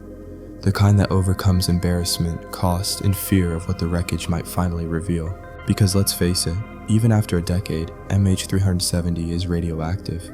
Not because of danger, but because of reputation. No country wants to own it, to say they missed something, to admit they could have done more. And yet, all three, Malaysia, China, and Australia, carry the story in their records, if not in their hearts. And the plane, still out there, somewhere in the deep, waiting for one final handshake. Time does strange things to a tragedy. It can smooth the edges, soften the shouts into murmurs. But with MH370, time only seems to deepen the silence. As the years pass, the world changes. Planes become smarter, satellites more sensitive. But the ocean, that massive disinterested vault, holds tight. By 2023, it's been nearly a decade. The names have faded from headlines. The vigils grow smaller. Yet the mystery, somehow, feels just as raw. And despite the quiet, people are still looking. Ocean Infinity, the tech company that led the 2018 search, doesn't forget. In late 2023, they approached the Malaysian government with a new plan. Better sonar, smarter drones, faster processing. They want to search again on the same no fine, no fee basis. Malaysia hesitates. It's a tricky thing, reopening an old wound. But eventually, a cautious yes is floated. As of early 2025, planning is underway. A new mission, new hope. But as always, no promises. The families, still watching. Some have grown quiet, channeling grief into routine. Others remain outspoken. They attend briefings, question officials, collect debris reports. One man in Australia runs a daily MH370 blog. A woman in China holds an annual tea ceremony for her daughter. A French father, now older and grayer, keeps his son's suitcase sealed in a storage room. There's a phrase you hear often, "We just want to know." That's it, not revenge, not spectacle, just know. And if they don't get answers, they keep looking anyway. Because if no one else will, someone has to. This story doesn't have a neat arc, no finale, no courtroom confession. Instead, it's a constellation of near answers, of evidence that whispers rather than shouts. Think about what we do know. And a plane took off, perfectly normal, while it changed course with eerie precision. It flew for hours, mostly silent. Well, it ended, probably, in the southern Indian Ocean, at a few fragments washed ashore, as the rest never came. And so we build the truth in layers. Ping arcs, radar data, wind drift, barnacle growth, debris angles. In a world of facial recognition and real-time tracking, it's astonishing that an entire aircraft can still go missing. Historians still argue whether we're even looking in the right place. Some say the aircraft glided far past the arc. Others believe it spiraled quickly, narrowing the zone. There are models, simulations, hypotheses, but all of them end in the same frustrating phrase, low confidence. Even the black boxes, those fabled vaults of aviation truth, might be gone. Salt water corrodes, deep pressure crushes, and while they're designed to survive, they're not immortal. Still, there are reasons to hope. Ocean Infinity's new AUVs, autonomous underwater vehicles, can scan deeper and wider than their predecessors. In 2018, they missed nothing because of error. They simply ran out of places to check. Now, with revised coordinates, refined drift models, and a decade of improved tech, there's a real chance. It won't bring everyone home, but it might bring a little peace. Quirky detail? A group of students in Canada built a scale model of MH370 from biodegradable materials and launched it into the Pacific as part of a class project. They attached a GPS tracker and a time capsule letter. It floated for 2 months before vanishing. Not a scientific search, just a poetic one. A small act of solidarity. That's what MH370 has become for many. A symbol of human limits, of unresolved loss, of how the sky, so full of surveillance and precision, still has cracks big enough to swallow a jumbo jet. For airline safety, the legacy is real. New standards have been adopted, tracking systems upgraded, international cooperation improved. Planes can no longer go fully dark without leaving a trail. but those upgrades came at a cost, a lesson no one wanted to learn. Malaysia Airlines, forever marked, now flies under a new structure. Its logo has changed, the livery is sleeker, but the name still evokes a shadow, especially when paired with another disaster. MH17, shot down over Ukraine just months after MH370 vanished. 2 tragedies, 1 year, 1 airline. And yet, people still board planes, still tuck bags overhead, still gaze out the windows and trust the process. Because flight is still a miracle, a messy, vulnerable miracle. In MH370, it reminds us that even miracles can falter. If the wreck is ever found, whether in 2025 or 2050, it won't undo the grief. It won't explain the silence in every cabin that night, but it might give the world what it always wanted. Not a headline, not a villain, but a few quiet answers. Until then, the ocean remains the final narrator, and its pages are still closed. So now, as we close the cabin doors on this long, drifting journey, let the world grow quiet for a while. You've followed a ghost trail tonight, traced pings across dark skies, watched lights fade on a radar screen, and walked with grieving strangers along forgotten beaches. Maybe, in this hush, you've even started to feel the weight of all that was left unsaid. The search for MH370 wasn't just about wreckage, it was about people. Moments paused in midair, families with spare seats at the dinner table, birthdays passed in silence, messages that were never returned. And though the story holds no final chapter yet, maybe the search itself has become the answer, a testament to how fiercely humans seek the truth, even when it hides beneath miles of dark water. Imagine now the Southern Ocean, flat and still. Imagine a slow current brushing across the seafloor, dusting over metal in silence. Somewhere down there, untouched by time, a story is waiting. And maybe one day, the world will be ready to turn the last page. But not tonight. Tonight, you can let go of the headlines, let go of the maps, let go of the unsolved, and just breathe. You made it through nearly 20,000 words of loss, logistics, and the lingering hum of engines that never returned. And now, it's okay to rest. The lights are low, the fan is steady, and the sky, though it holds secrets, also holds peace. Sleep well. Good night. The mystery of the Nazca lines in Peru. Hey guys, welcome back to Boring History to Sleep. Tonight we drift into the dry air of southern Peru, where a flight above the desert reveals something most people wouldn't believe unless they saw it for themselves.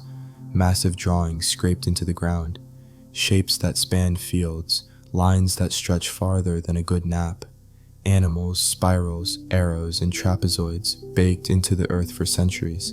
And no, this isn't the setup for a new Indiana Jones movie, though let's be honest, he'd definitely be poking around down there in a wide-brimmed hat. Before you settle in, take a quick second to hit that like button and subscribe, only if you really appreciate the content I share. And hey, drop your city and local time in the comments. I love seeing where and when you all listen from. Alright, time to lower the lights, maybe a fan on for that quiet background hum, and together we'll settle into tonight's adventure. The twin-engine Cessna hums like a sleepy mosquito, coasting above a dry, rust-colored landscape that seems, at first glance, remarkably empty. The sun, merciless and unblinking, stares down on the Nazca Desert, a place so parched it makes burnt toast look hydrated. But if your eyes adjust, if you peer out that airplane window and tilt your head just so, the emptiness starts to shift. Down below, an enormous monkey arches its tail in a spiral. A spider as long as a football field stretches its legs over sun-bleached gravel. Lines, dozens, maybe hundreds, crisscross the plains like the world's largest graph paper if the graph paper was drawn by a sky-loving giant. Nobody in the cabin is speaking. You hear a few gasps, a stunned, wow, and maybe a laugh or two of disbelief. The pilot taps the window and mutters something in Spanish. Even if you don't speak the language, the meaning is clear. Look at that. Below, etched into the crust of Peru's coastal desert, the Nazca lines have quietly awaited this moment for over 1,500 years. Not moving, not fading, just watching. Whatever message they were meant to send, they've outlived empires, withstood earthquakes, and still managed to make humans feel very small, very curious, and maybe a little creeped out. It's not just the size that baffles, It's the absurdity of it. These aren't mere scratches in the ground. Some of the figures stretch up to 200 feet across. That's longer than the Eiffel Tower laid on its side, and much less likely to appear on a postcard. The desert here is the perfect canvas. A top layer of reddish pebbles oxidized by centuries of sunlight overlays lighter colored sand beneath. Scratch away that top layer and voila, a stark, whitish line appears, like nature's etch-a-sketch. The real kicker? These designs were made long before planes, drones, or hot air balloons, which raises a deeply unfair question. How did people without a view from the sky create images that only make sense from the clouds?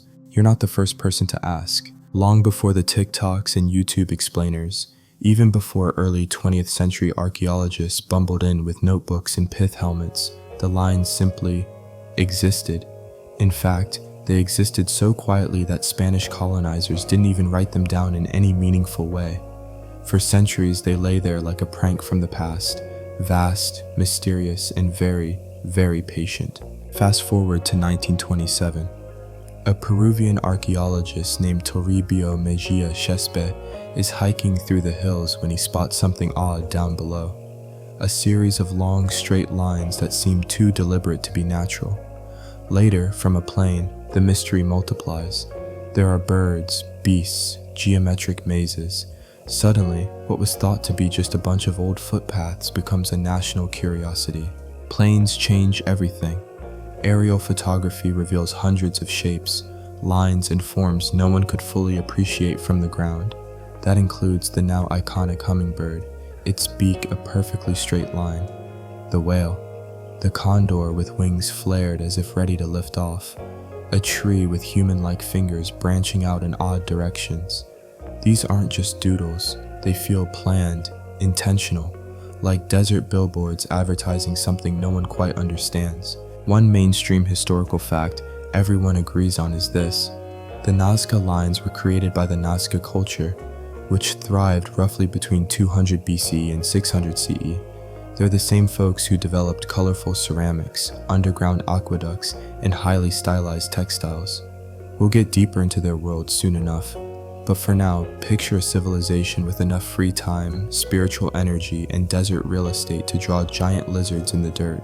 Now, let's throw in a quirky tidbit just to keep things interesting. Among the figures are some shapes that look eerily like modern airport runways. Long, straight strips flanked by what might be interpreted as directional markings. Naturally, this has fueled conspiracy theorists like a Red Bull Forward drip.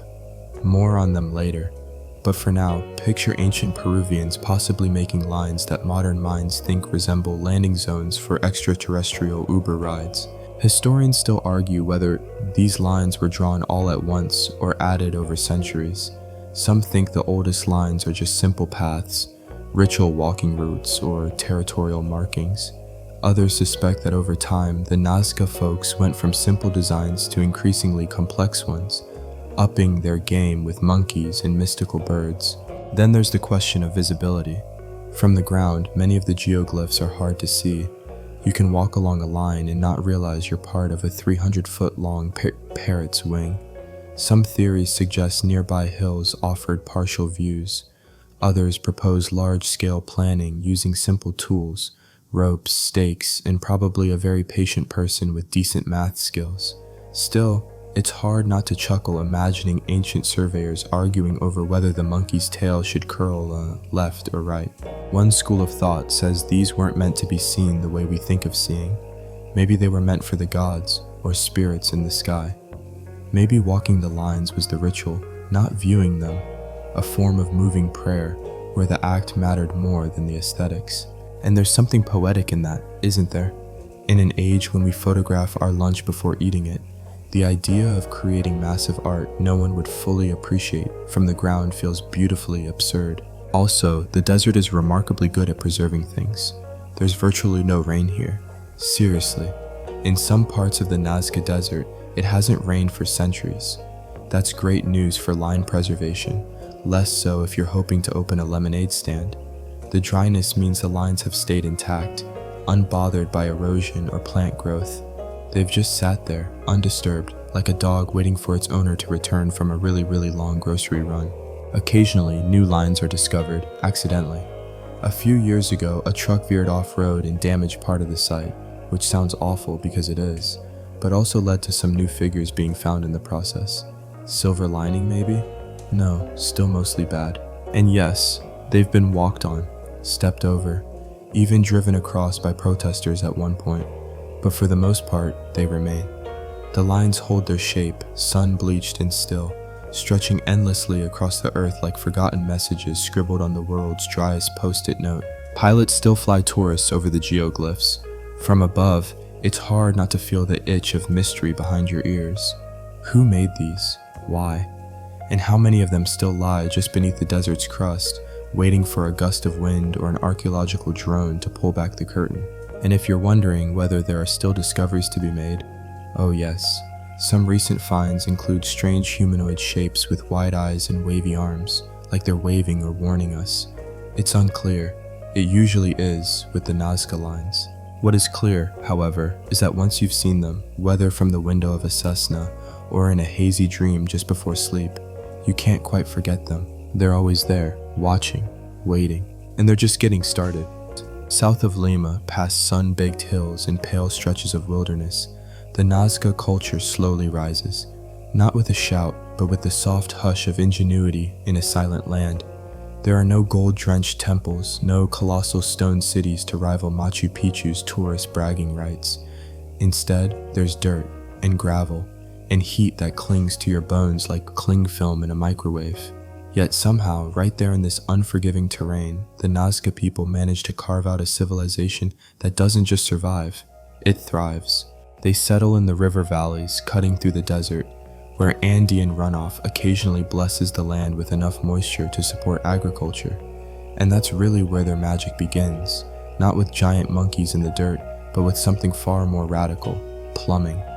Well, not exactly Home Depot pipes and wrenches, but underground aqueducts called pucuros that channel water through the earth like nature's secret hydration hack. You have to imagine a group of people, 2 millennia ago, staring at a cracked landscape, rubbing their chins and thinking, we could just dig sideways into the hills and tap into the water table. Then actually doing it, with stone tools no less. Their pucuyos still work today, whispering beneath the ground, pulling cool water from deep aquifers to the surface, as if the desert itself has a drinking straw. Historians still argue whether the Nazca engineered these pucuyos on their own, or inherited and improved on earlier designs from pre-existing cultures like the Paracas. Either way, it's like learning your ancient neighbor built a Tesla while you're still figuring out firewood. And while they weren't sketching llamas across the desert, the Nazca were crafting some of the most dazzling pottery in pre-Columbian South America. You'd think desert people might be all earth tones and browns, but nope. These guys loved color like a toddler with a box of crayons. Reds, oranges, greens blazing across ceramic vessels shaped like heads, hands, and the occasional mythical beast. There's a visual language in their pottery. Bold, stylized, often exaggerated. Warriors with missing limbs. Priests with snake staffs, cats with 3 tongues. Most of it makes you squint and wonder if the artist was a genius or just incredibly bored. And these weren't your everyday dinner bowls either. Some were used in ritual contexts, buried with the dead or placed in ceremonial offerings. Art wasn't decoration, it was devotion. Their textiles, just as wild. Nazca weavers created intricate patterns using alpaca and cotton fibers dyed with natural pigments. We're talking miniature knots, vibrant geometric shapes, and bold symbols woven with the kind of detail that would make your grandma's cross-stitching look like a stick figure. As for their housing, think adobe, mud brick homes with low walls, tucked in clusters across the valley floor. These weren't fortresses, they didn't have to be. The Nazca weren't constantly at war, like some of their neighbors. They seemed more concerned with growing food, staying spiritually aligned, and possibly staging desert-wide performance art pieces. Let's not gloss over agriculture though. The Nazca farmed maize, beans, squash, and achira, a starchy root plant that sounds more exotic than it tastes. They also cultivated cotton for textiles and coca leaves, which, let's be honest, probably helped them get through long desert rituals or family dinners with weird uncles. And amid all this industrious calm, there's a hint of something deeper, something a little Spooky. Nazca graves often included severed heads, not just any heads, trophy heads, cleanly decapitated, holes drilled in the skulls to loop through cords like morbid keychains. Most scholars believe these were war trophies or ritual items, a mark of prestige or spiritual power. One fringe theory suggests they were used like walkie-talkies to the afterlife. Another just quietly wonders, why all the heads, guys?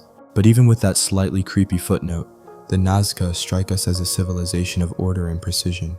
Their geoglyphs will eventually get all the fame, but before that, it's irrigation channels, pottery, textiles, and a social structure held together by shared belief and seasonal rhythms. And what did they believe? Now we're tiptoeing into the sandstorm of guesswork. We know they honored nature. Their art is full of animals, birds, monkeys, jaguars, fish.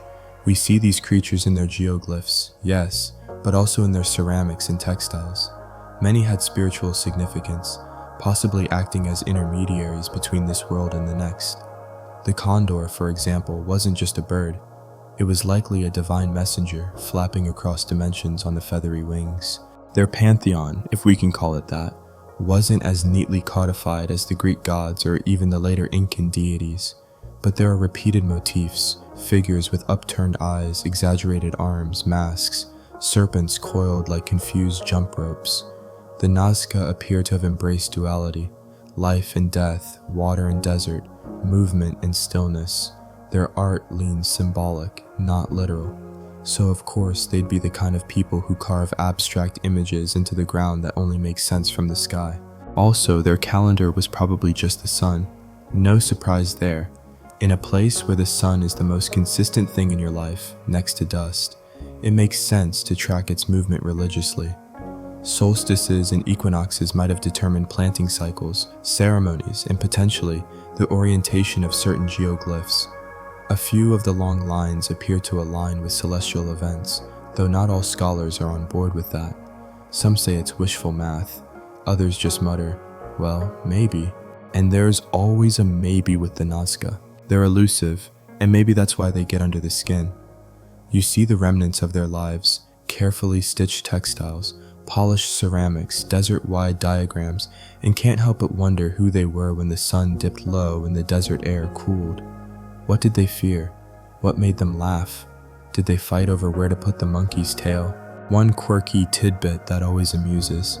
Some Nazca burial sites feature individuals laid to rest in sitting jars, large ceramic vessels where bodies were folded up and sealed like ancient to-go orders. Whether this was out of spiritual belief or simply a lack of storage is still up for debate. But here's the thing, the more we learn, the less we know. Every discovery about the Nazca people feels like a partial answer scratched into sand right before the wind picks up. Their culture doesn't shout, it whispers. And like the desert wind that scours the valleys clean, their legacy waits in silence, until someone stumbles across a spiral in the dirt, or a red and black pot with jaguar teeth and thinks, wait a second. It's easy to forget that the Nazca existed long before the lines we know today were drawn. Their society laid the groundwork for what would come, meticulous, spiritual, and unbothered by the need to be easily understood. Their homes are long gone, their voices vanished, but they left behind a blueprint in the sand and clay. You just have to squint a little and tilt your head, or better yet, fly overhead. The sun doesn't set so much as simmer down in the Nazca desert, fading slowly behind the mountains like a reluctant stagehand lowering the lights. In this twilight hush, when the air finally decides to let go of its heat, the Nazca people may have begun their ceremonies, not with trumpets or fireworks, but with footsteps, chants, and the slow, deliberate tracing of lines. Imagine this, a group gathers at dusk, dust clinging to their woven sandals. They've been preparing for days, maybe weeks. Some carry gourds of water, others bundles of coca leaves or small clay idols. A few wear elaborate headdresses made of feathers, red, green, brilliant blue rising like desert flames above their heads. There's drumming, probably, low, rhythmic, the kind that makes your chest hum if you stand too close. Then someone steps forward and walks, not just anywhere, along a path, a straight, impossibly long path that stretches across the desert floor. Everyone follows, slowly, reverently, perhaps chanting names of ancestors or deities. They aren't trying to get somewhere. The walking is the ritual. And that's one of the strongest theories about what these lines actually were. Ceremonial routes, not signs for alien spacecraft or ancient messages to satellite gods, but paths made to be walked. Processions, pilgrimages, rituals that might have lasted hours or days. Some of the lines are so long they fade into the horizon. Others form spirals or zigzags or intersecting shapes, like the world's most committed game of desert hopscotch. Archaeologists have found small offering sites along certain lines. Bits of shell, obsidian knives, smashed pottery, all suggesting that these places weren't drawn just for fun. They were sacred. Historians still argue whether these ceremonies were seasonal events, maybe linked to harvests, water prayers, or solstice celebrations, or if they were ongoing, embedded into daily life. Some theories claim different social groups were assigned different lines, like spiritual lanes at a metaphysical bowling alley. Okay, Clan of the Red Condor, you're on line 23 today, no skipping, and yet the shapes themselves offer more questions. While some lines stretch straight as an arrow, others form massive geoglyphs, images of birds, animals, and shapes that seem to shift meaning the longer you stare at them. There's the hummingbird, its beak a single line so straight it looks laser cut. The monkey with its tail coiled like a cinnamon roll from a geometry textbook. The spider, delicately drawn with one extended leg that almost looks like it's about to twitch. Take that spider for example. Its design is nearly perfect, but includes one odd quirk. The right leg extends far out past the others, almost as if reaching. Some researchers believe this corresponds to a real species of spider that's only found in the Amazon rainforest, hundreds of miles away. The detail is so specific that some have suggested the Nazca must have seen it under magnification, which is awkward, considering they didn't have microscopes. Cue the eyebrow-raising and conspiracy theorists high-fiving in the background. A fringe explanation suggests shamans, perhaps during trance states induced by ritual or plant-based stimulants, saw these creatures in visions and recreated them in the sand. Honestly, it's either that or ancient field trips to the Amazon. But even beyond the spider's ambitions, the act of creation remains a puzzle. To draw something hundreds of feet across while standing on the ground with no bird's eye view feels like trying to solve a Rubik's Cube with oven mitts on.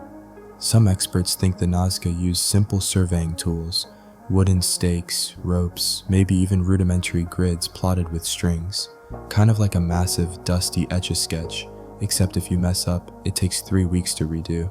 There's also evidence that certain geoglyphs were retraced, maintained in a way, suggesting that their preservation mattered deeply. You don't walk the same path for years unless it means something. One geoglyph, known simply as the hands, shows a pair of human-like hands, except one only has 4 fingers. Some say it's stylized, others claim it's symbolic. A few, predictably, jump straight to alien mutation. Regardless, the detail is oddly charming. There's something familiar about it, like cave art done with precision and a slight sense of humor. Then there's the so-called astronaut, a wide-eyed humanoid figure etched into a hillside, waving with one hand and staring out with circular eyes. It's not subtle. It feels like something someone put there to make future civilizations go, wait, what? Most archaeologists believe it's a deity or spirit figure. Still, it wouldn't look out of place on a comic book cover. A fringe theory even proposes that the Nazca lines functioned like a massive, land-bound calendar. By walking certain lines during key times of year, sunrise on the equinox for instance, the people may have symbolically reset the year, aligning themselves with the cosmos. Another quirky nugget, there's a geoglyph of a whale, which, as you may have guessed, is not something you'd expect to see frolicking in a desert. Was it a totem? A mythical creature? A migration memory passed down through generations? Or a metaphor for abundance drawn in a place where scarcity reigned? We might never know. But the Nazca clearly believed these shapes were worth making, worth maintaining, worth walking. And this idea, that the walking was the point, has gained serious traction. Archaeologist Johann Reinhard popularized the concept that these were not images to be looked at, but sacred landscapes to be experienced. The figures and lines weren't static. they were stages. The desert was a temple. The act of walking, chanting, leaving offerings, that was the performance. It's almost beautiful in its logic. To commune with the divine by making art so big, you have to move through it to understand. These weren't lazy lines. These were paths of devotion. They walked with purpose, and every footprint faded into the dust, while the lines, strangely enough, remained. The desert holds its breath in the dawn light, and there they are again, etched animals stretching silently across the valley floor, frozen mid-motion for centuries. A monkey with a spiral tail curls its limbs just so, as if dancing to a tune no one remembers.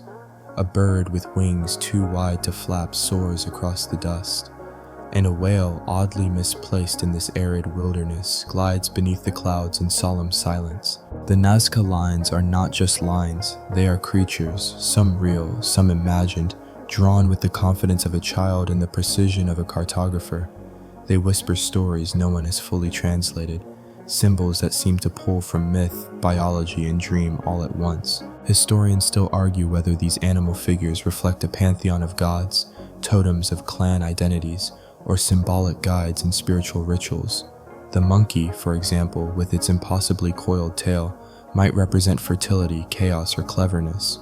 Or it could have just been their version of a meme. But more likely, it meant something deep and serious, otherwise you wouldn't spend weeks trenching it into the ground. Then there's the condor, arms outstretched like it's waiting for applause. A behemoth bird, wingspan nearly 400 feet across, embedded in gravel like a sky map flipped inside out. In the high Andes, the condor wasn't just a bird, it was the bird, believed to soar between earthly and heavenly realms. Its presence here isn't random, it's a reminder. In Nazca cosmology, earth and sky were never far apart. One figure often overlooked is the dog. Curled tail, long body, floppy ears, drawn with enough tenderness to make you believe someone, somewhere, really loved this dog. Was it a spiritual guardian, a guide, a family pet immortalized in gravel? We can't say, but its placement among the gods and monsters hints at unexpected affection. You don't etch your mutt into the desert unless he's really earned it. And then there's the killer whale, or orca, if you prefer your terms National Geographic approved. A bizarre inclusion, if we're being honest. Whales are not native to deserts, not even close. Yet this figure appears multiple times in Nazca art, not just in geoglyphs but on ceramics and textiles too. It seems the Nazca knew what whales were, which means they likely had coastal contact or inherited stories passed down from shore-faring ancestors. What's more, some versions of the orca appear with human arms or strange toothy grins. Mythical, possibly, or just artistic flair. Either way, it's the closest thing to a desert mermaid you're going to find.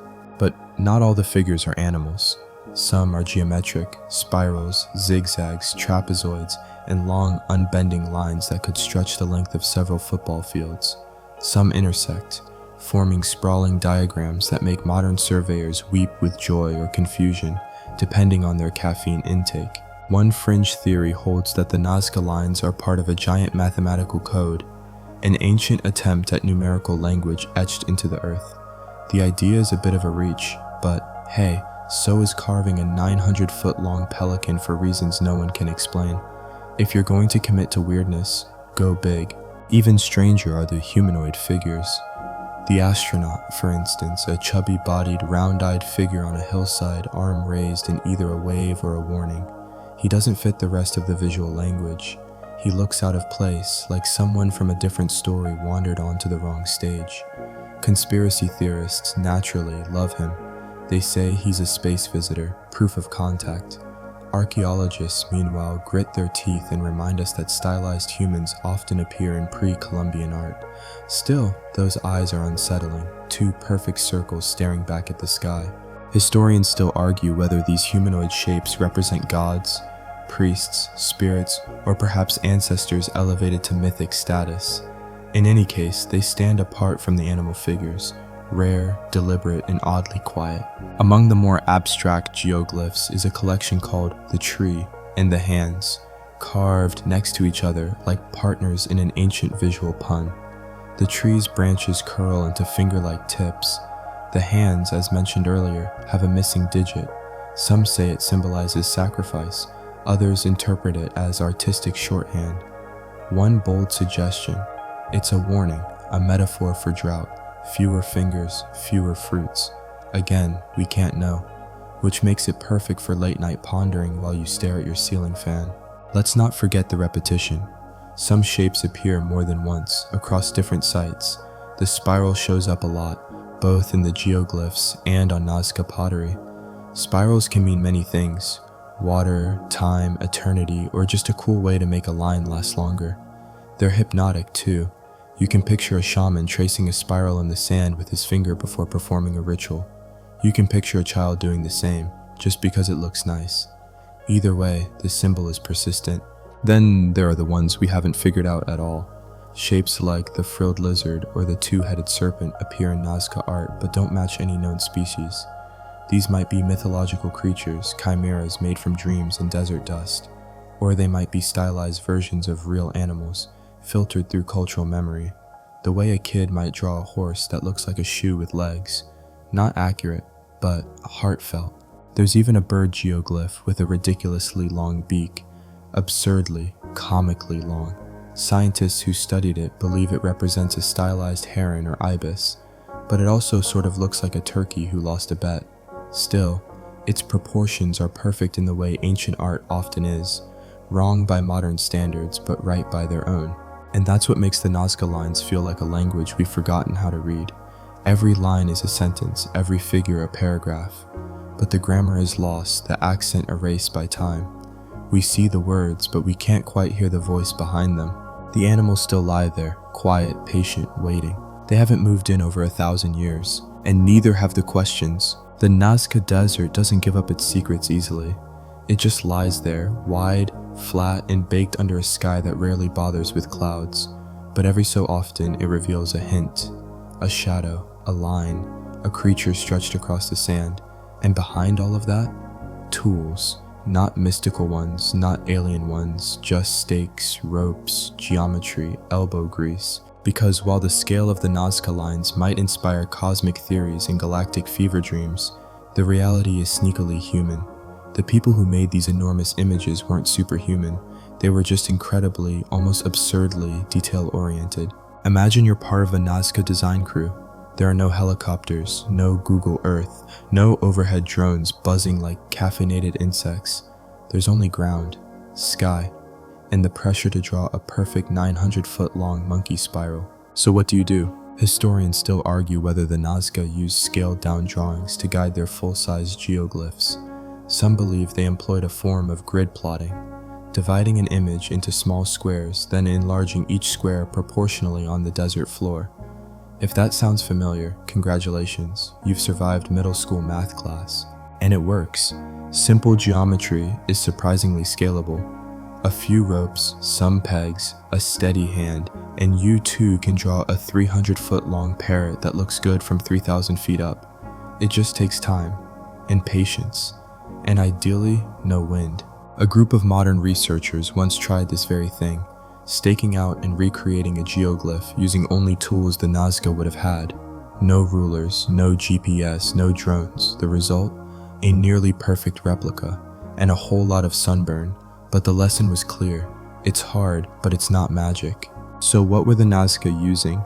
Likely they had wooden stakes, several of which have been found still embedded in the desert soil, marking key corners and line segments. These acted like ancient drafting pins. Ropes attached to them would create perfect straight lines or smooth curves. Need a giant spiral? Just walk a cord around a central peg while letting out slack, one step at a time. Another open scholarly debate. Are these smaller geoglyphs part of the same ceremonial landscape, or did they serve more local, even personal, spiritual purposes? Some researchers think they were markers for individual families or clans, sacred graffiti in a way, territorial art, or even spiritual name tags. But even with all this technology, the process of discovery is still surprisingly low-tech. Often, researchers find new figures when roads are built, or when erosion exposes new sections of the desert. One was spotted after a landslide. Another was noticed on Google Earth, casually, by someone just zooming in a lot.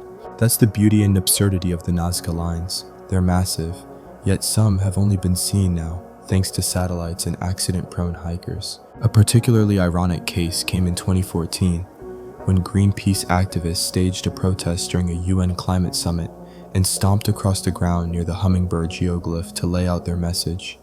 The footprints damaged the fragile surface, causing international outcry. It was one of the clearest examples of how easily the lines can be disturbed, and a sad one considering the protest was about preservation. But that incident also raised awareness. People realize how vulnerable the lines really are, and how much still might be hidden nearby, just below the top layer of soil. You can't help but wonder, how many geoglyphs are still out there? Faint ones, erased ones, half-done ones. Did an artist give up halfway through a figure? Is there a mistake scratched into a hill somewhere? A monkey with an extra foot? Even now, scientists debate whether the catalog is complete. Some estimate that thousands of geoglyphs were made in total, many now lost to erosion, roads, farming, or just being incredibly subtle. And as new technology spreads, thermal imaging, spectral analysis, AI, the desert's layers may begin to lift, slowly, one spiral at a time. But for every new line we find, the meaning remains just out of reach. Are these new figures different in purpose? Did they mark different gods, different needs? Were they drawn in a time of crisis, celebration, transition? We may never know. And honestly, that's part of the magic, because it's not just about discovery. It's about realizing that what we thought was the whole picture was only the center of a much larger canvas. That the Nazca weren't static. They adapted, drew new lines, changed their stories, left behind more than we expected in places we never thought to look. The desert, it turns out, has memory, and it's still whispering. The Nazca Lines have endured scorching sun, seismic quakes, and 1,000 years of wind that could strip the paint off a dream. But in the last few decades, their greatest threat hasn't come from nature, or even from time. It's come from us. Modern humans, in all our tireless enthusiasm for wheels and selfies, have done more to scar these ancient designs than any storm or earthquake ever managed. Let's begin with tires, rubber ones.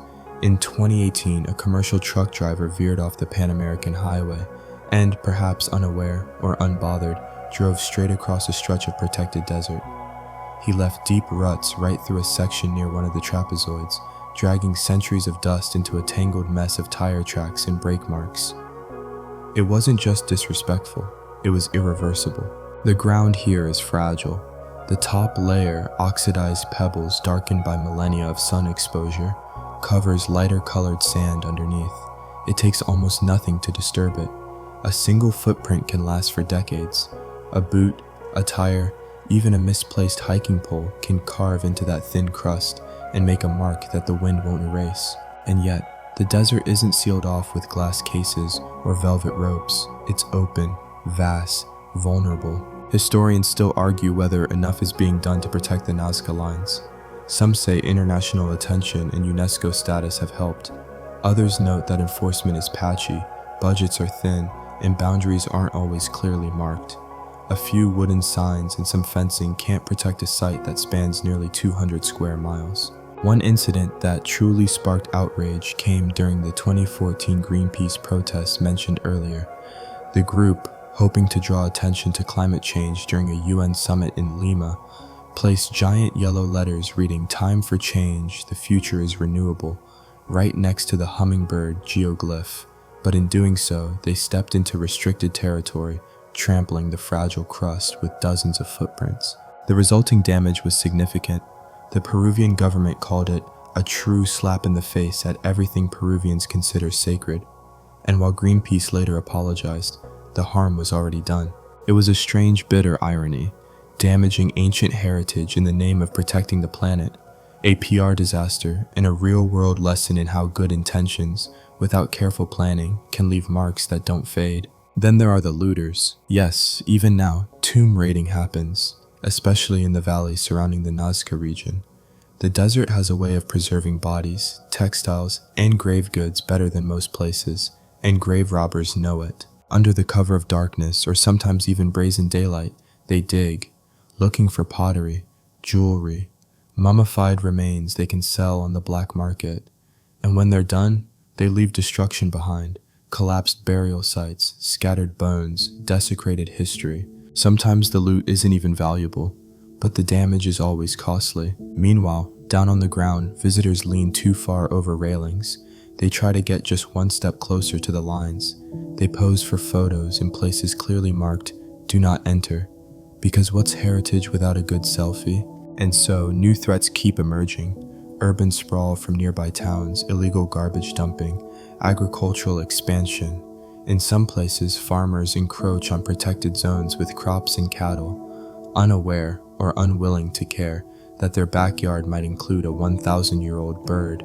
A fringe concern that's gaining traction? Climate change. The Nazca Desert has been arid for thousands of years, and that's precisely what has preserved the lines so well. But subtle shifts, more intense winds, unexpected rainfall could alter that balance. A few strong rains could send water gushing through channels that haven't flowed in centuries, washing away lines that have stood untouched since before the fall of Rome.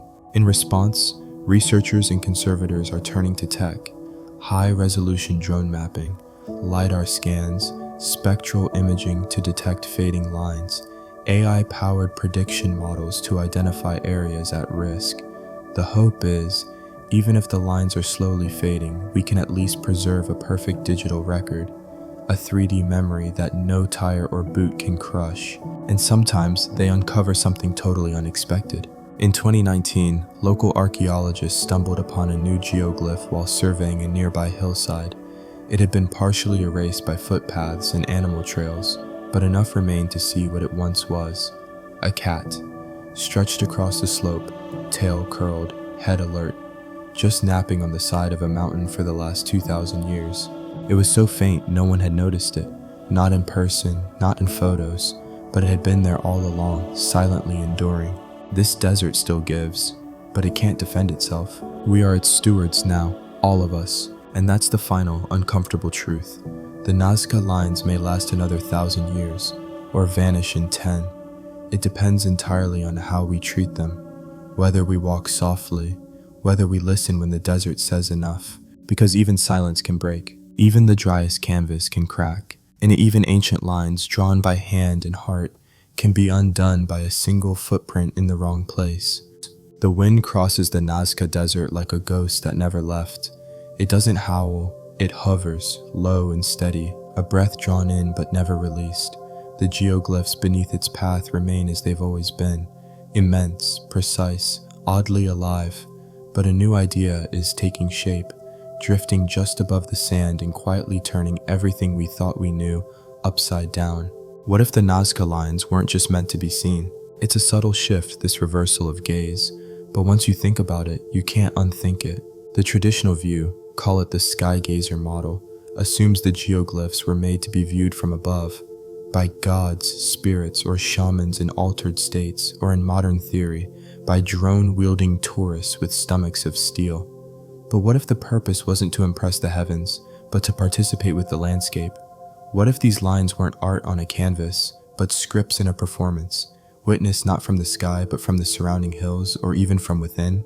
Historians still argue whether this emerging interpretation qualifies as a complete rethinking or just a refinement, but the core idea has gained traction, that the geoglyphs may have been created with movement, perception, and perspective in mind, not solely to be observed from high above, but to be felt from ground level. Imagine standing on a hilltop as the sun begins to fall behind the Andes. From your vantage point, one of the geometric lines stretches toward the horizon, narrowing like a path into eternity. A figure, a trapezoid, spreads below you. You can't see it all, not exactly, but you feel its shape. You trace its edges in your mind, and more than that, you feel its pull, as if it were watching you. This idea has gained ground in recent years. The Nazca lines is part of a visual dialogue between land and viewer. They aren't static, they respond. As you move along a line, its dimensions shift. As you ascend a hillside, new angles emerge. Shapes that once seemed chaotic snap into meaning. Spirals resolve into precision. Monkeys appear where you'd seen only scribbles. Some researchers now propose that these viewing spots, the hilltops surrounding the Nazca Valley, were key to the entire experience.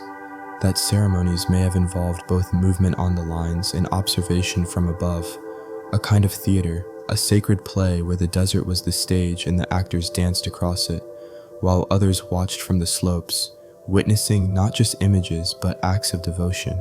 It wasn't just that the lines could be seen, it was how they were seen, fragmented, sequential, revealed over time as one walked or climbed, kind of like watching a film frame by frame but with your feet. This notion echoes Andean cosmology, which often emphasizes dualities, upper world and underworld, earth and sky, movement and stillness. In this worldview, a line could be both a path and a gaze, both a destination and a direction, the viewer and the viewed, inseparable. A particularly strange and beautiful theory suggests that the lines functioned as sightlines for rituals involving light and shadow. As the sun moved, shadows cast by hills and rocks would stretch across the lines, briefly creating alignments or highlighting shapes at specific times of year. Not only would you see the figure, but the figure would respond, briefly illuminated or perfectly framed. One quirky detail supports this. At certain angles during solstices, some lines align perfectly with natural features in the distance. Craggy hilltops, oddly shaped stones. They don't point to stars, they point to landmarks. The earth itself became part of the artwork. This helps explain why some figures are placed in seemingly awkward locations, on hillsides or in valleys where they're hard to view from the sky. From the right spot on the ground, though, they make sense. They appear. They watch. Another compelling suggestion: the figures were never meant to be fully seen all at once. That was never the point. Full comprehension wasn't the goal. Instead, the experience was fragmented, embodied. You encountered the monkey's tail first, then its legs. Later, days or weeks later, someone else told you they'd walked the spiral and felt something stir. The line, then, wasn't a static object. It was a story. And everyone walked a different part. Some figures may have even watched each other. In one stretch of desert, the eyes of a large humanoid figure, nicknamed the Owlman, appear to align with the head of a nearby bird figure across a shallow valley. Too close for coincidence? Too far for confirmation? Either way, it makes the desert feel alive, a quiet conversation frozen in terrain. And that's the most delicious part of this theory, that the Nazca lines weren't mute. They were interactive. The moment you entered their space, they responded, not with noise, but with perspective, with presence. You were part of the ritual just by being there. Let's take a moment to appreciate that this idea upends one of the oldest Western biases in archaeology, that big, mysterious things must have been built to be looked at. The monkey's spiral tail isn't decorative. It's a portal, a looping path where the boundaries between body and spirit blur. You don't look at the spiral, you enter it.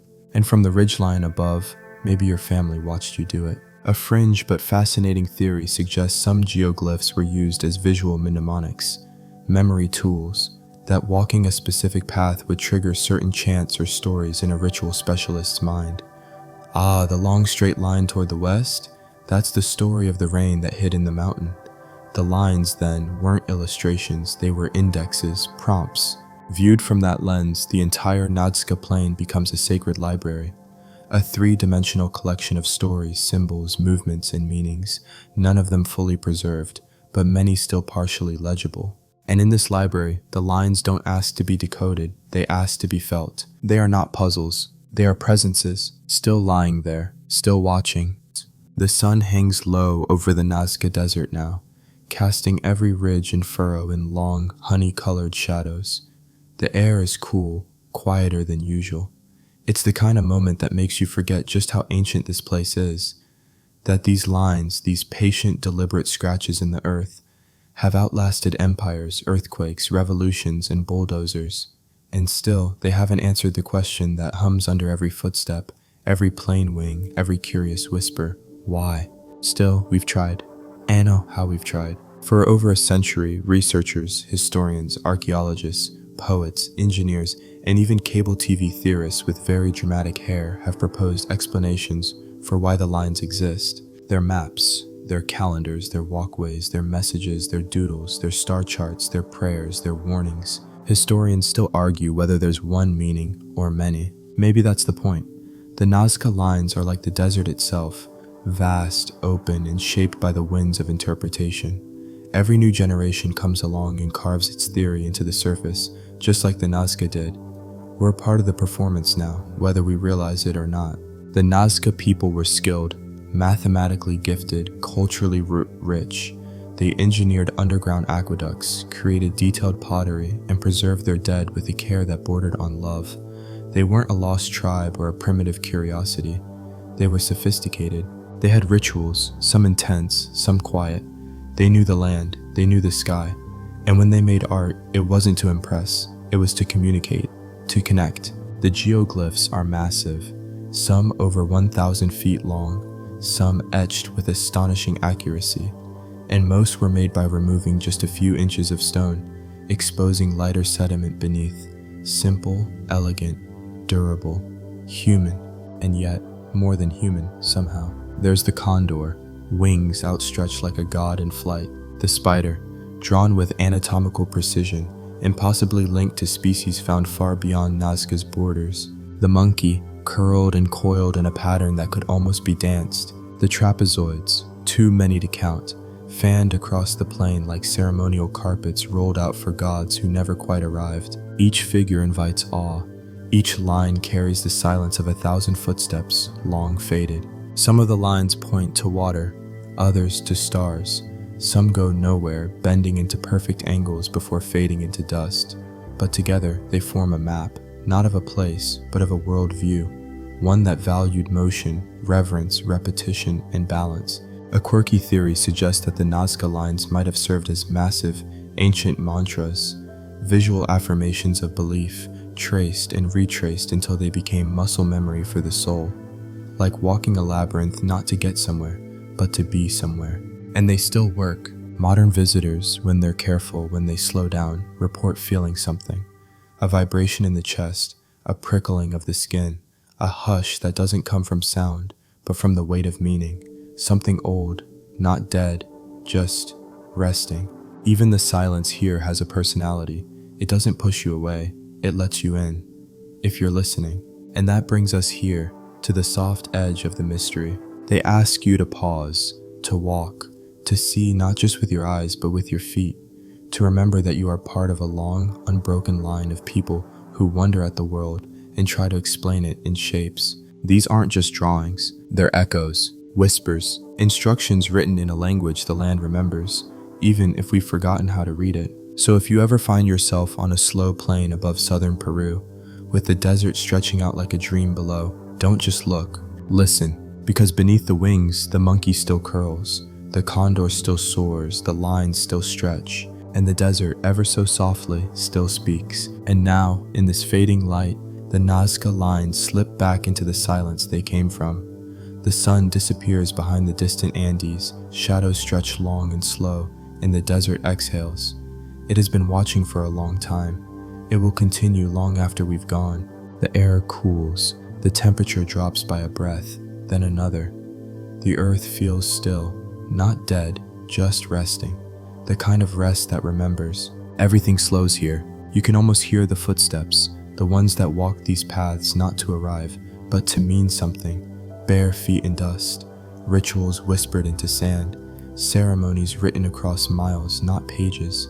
The Nazca people are long gone, but what they left behind still lingers, not as ruins, but as rhythm, a story written without ink, without paper, just patience and purpose. So as you settle in now, let your mind wander over that desert. Let it trace a line across the dark. Let it spiral slowly, like the tail of a drawn monkey or the unfolding of a soft dream. Let it fade into stillness. And if you feel a hush, low, wide, ancient, it's not just sleep. It's the desert, remembering you too. Good night.